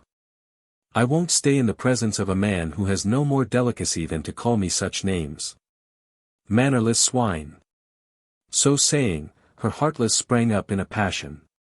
But some lucky accident intervened, as usual, to change the subject, and the daily quarrel ended in the customary daily living reconciliation.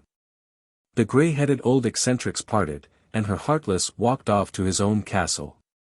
Half an hour later, Hildegard was standing in the presence of her Give Not. He heard her story, and said, I am sorry for you, my child, but I am very poor, I care nothing for bookish rubbish, I shall not be there. He said the hard words kindly, but they nearly broke poor Hildegard's heart, nevertheless. When she was gone the old heartbreaker muttered, rubbing his hands. It was a good stroke. I have saved my brother's pocket this time, in spite of him.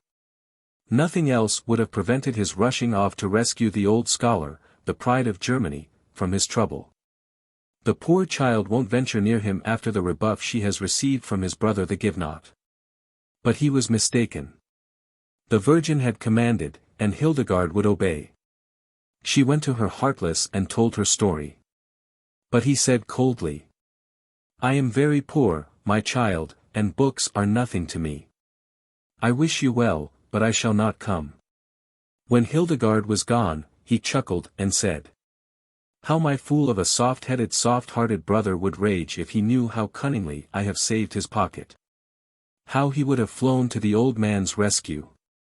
But the girl won't venture near him now. When Hildegard reached home, her father asked her how she had prospered. She said, The Virgin has promised, and she will keep her word, but not in the way I thought. She knows her own ways, and they are best. The old man patted her on the head, and smiled a doubting smile, but he honored her for her brave faith, nevertheless. 2. Next day the people assembled in the great hall of the Ritter Tavern, to witness the auction, for the proprietor had said the treasure of Germany's most honored son should be bartered away in no meaner place. Hildegard and her father sat close to the books, silent and sorrowful, and holding each other's hands. There was a great crowd of people present. The bidding began. How much for this precious library, just as it stands, all complete? Called the auctioneer. 50 pieces of gold. 100. 200. 3. 4. 500. 525. A brief pause. 540. A longer pause, while the auctioneer redoubled his persuasions. 545. A heavy drag, the auctioneer persuaded, pleaded, implored. It was useless, everybody remained silent. Well, then, going, 1, 2. 550. This in a shrill voice, from a bent old man, all hung with rags, and with a green patch over his left eye. Everybody in his vicinity turned and gazed at him. It was Give Not in disguise. He was using a disguised voice, too. Good! Cried the auctioneer. Going, 1, 2. 560.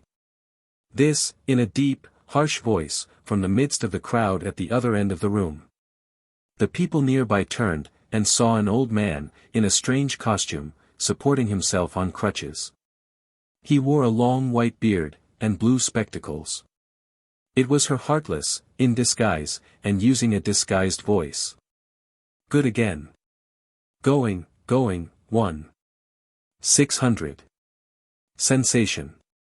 The crowd raised a cheer, and someone cried out, Go it, Green Patch. This tickled the audience and a score of voices shouted, go it, green patch.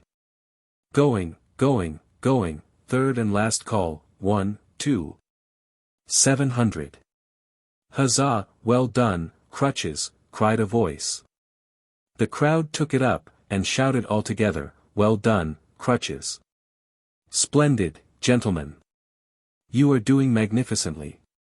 Going, going. 1,000. 3 cheers for Green Patch. Up and at him, crutches. Going, going. 2,000. And while the people cheered and shouted, Crutches muttered, who can this devil be that is fighting so to get these useless books, but no matter, he shan't have them. The pride of Germany shall have his books if it beggars me to buy them for him. Going, going, going. 3,000. Come, everybody, give a rouser for Green Patch. And while they did it, Green Patch muttered, this cripple is plainly a lunatic, but the old scholar shall have his books, nevertheless, though my pocket sweat for it. Going, going. 4,000. Huzzah. 5,000. Huzzah. 6,000. Huzzah. 7,000. Huzzah. 8,000. We are saved, Father. I told you the Holy Virgin would keep her word. Blessed be her sacred name, said the old scholar, with emotion. The crowd roared, huzzah, huzzah, huzzah, at him again, Green Patch. Going, going. 10,000. As Givenaught shouted this, his excitement was so great that he forgot himself and used his natural voice. His brother recognized it, and muttered, under cover of the storm of cheers. Aha, you are there, are you, besotted old fool? Take the books, I know what you'll do with them. So saying, he slipped out of the place and the auction was at an end. Givenaught shouldered his way to Hildegard, whispered a word in her ear, and then he also vanished. The old scholar and his daughter embraced, and the former said, Truly the Holy Mother has done more than she promised, child, for she has given you a splendid marriage portion, think of it, 2,000 pieces of gold. And more still, cried Hildegard, for she has given you back your books, the stranger whispered me that he would none of them, the honored son of Germany must keep them, so he said. I would I might have asked his name and kissed his hand and begged his blessing, but he was Our Lady's angel, and it is not meet that we of earth should venture speech with them that dwell above. Appendix F. German Journals. The daily journals of Hamburg, Frankfurt, Baden, Munich, and Augsburg are all constructed on the same general plan. I speak of these because I am more familiar with them than with any other German papers. They contain no editorials whatever, no personals, and this is rather a merit than a demerit, perhaps, no funny paragraph column, no police court reports, no reports of proceedings of higher courts. No information about prize fights or other dog fights, horse races, walking machines, yachting contents, rifle matches, or other sporting matters of any sort, no reports of banquet speeches. No department of curious odds and ends of floating fact and gossip, no rumors about anything or anybody, no prognostications or prophecies about anything or anybody, no lists of patents granted or sought, or any reference to such things. No abuse of public officials, big or little, or complaints against them, or praises of them, no religious column Saturdays, no rehash of cold sermons Mondays, no weather indications. No local item unveiling of what is happening in town, nothing of a local nature, indeed, is mentioned, beyond the movements of some prince, or the proposed meeting of some deliberative body. After so formidable a list of what one can't find in a German daily, the question may well be asked, what can be found in it?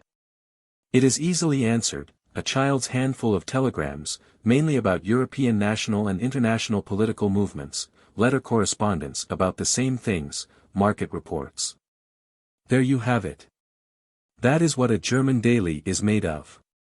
A German daily is the slowest and saddest and dreariest of the inventions of man. Our own dailies infuriate the reader, pretty often, the German daily only stupefies him. Once a week the German daily of the highest class lightens up its heavy columns, that is, it thinks it lightens them up, with a profound, an abysmal, book criticism. A criticism which carries you down, down, down into the scientific bowels of the subject, for the German critic is nothing if not scientific, and when you come up at last and scent the fresh air and see the bonny daylight once more, you resolve without a dissenting voice that a book criticism is a mistaken way to lighten up a German daily. Sometimes, in place of the criticism, the first-class daily gives you what it thinks is a gay and chipper essay, about ancient Grecian funeral customs, or the ancient Egyptian method of tarring a mummy. Or the reasons for believing that some of the peoples who existed before the flood did not approve of cats. These are not unpleasant subjects, they are not uninteresting subjects, they are even exciting subjects, until one of these massive scientists gets hold of them. He soon convinces you that even these matters can be handled in such a way as to make a person low-spirited. As I have said, the average German daily is made up solely of correspondences, a trifle of it by telegraph, the rest of it by mail. Every paragraph has the side head, London, Vienna, or some other town, and a date. And always, before the name of the town, is placed a letter or a sign, to indicate who the correspondent is, so that the authorities can find him when they want to hang him. Stars, crosses, triangles, squares, half-moons, suns, such are some of the signs used by correspondents. Some of the dailies move too fast, others too slowly. For instance, my Heidelberg daily was always 24 hours old when it arrived at the hotel, but one of my Munich evening papers used to come a full 24 hours before it was due. Some of the less important dailies give one a tablespoonful of a continued story every day. It is strung across the bottom of the page, in the French fashion. By subscribing for the paper for 5 years I judged that a man might succeed in getting pretty much all of the story. If you ask a citizen of Munich which is the best Munich daily journal, he will always tell you that there is only one good Munich daily, and that it is published in Augsburg, 40 or 50 miles away. It is like saying that the best daily paper in New York is published out in New Jersey somewhere.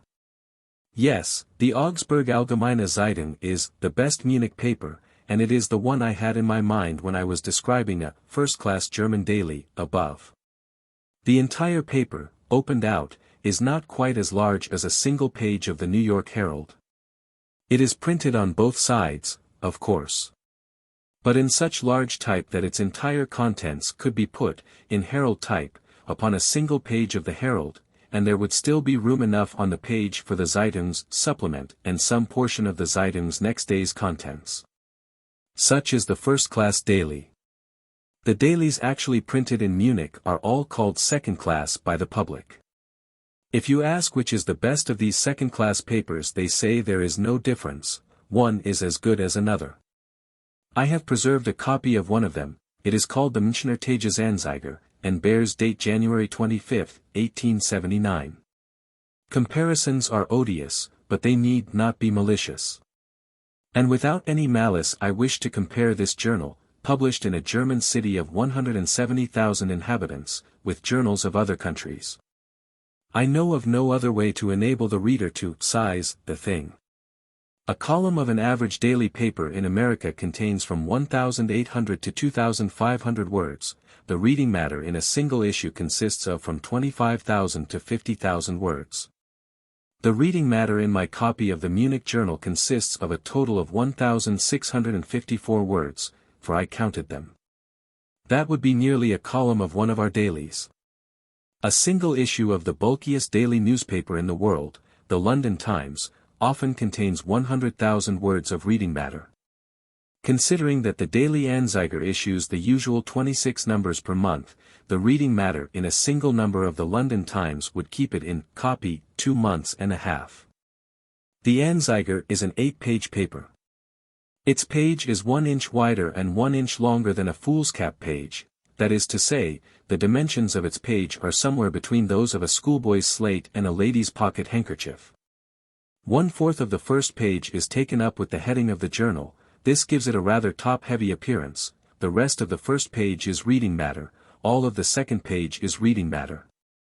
The other 6 pages are devoted to advertisements. The reading matter is compressed into 205 small pica lines, and is lighted up with 8 pica headlines. The bill of fare is as follows. First, under a pica headline, to enforce attention and respect, is a 4-line sermon urging mankind to remember that, although they are pilgrims here below, they are yet heirs of heaven. And that, when they depart from earth they soar to heaven. Perhaps a 4-line sermon in a Saturday paper is the sufficient German equivalent of the 8 or 10 columns of sermons which the New Yorkers get in their Monday morning papers. The latest news, 2 days old, follows the 4-line sermon, under the pica headline, Telegrams. These are telegraphed, with a pair of scissors out of the Augsburger Zeitung of the day before.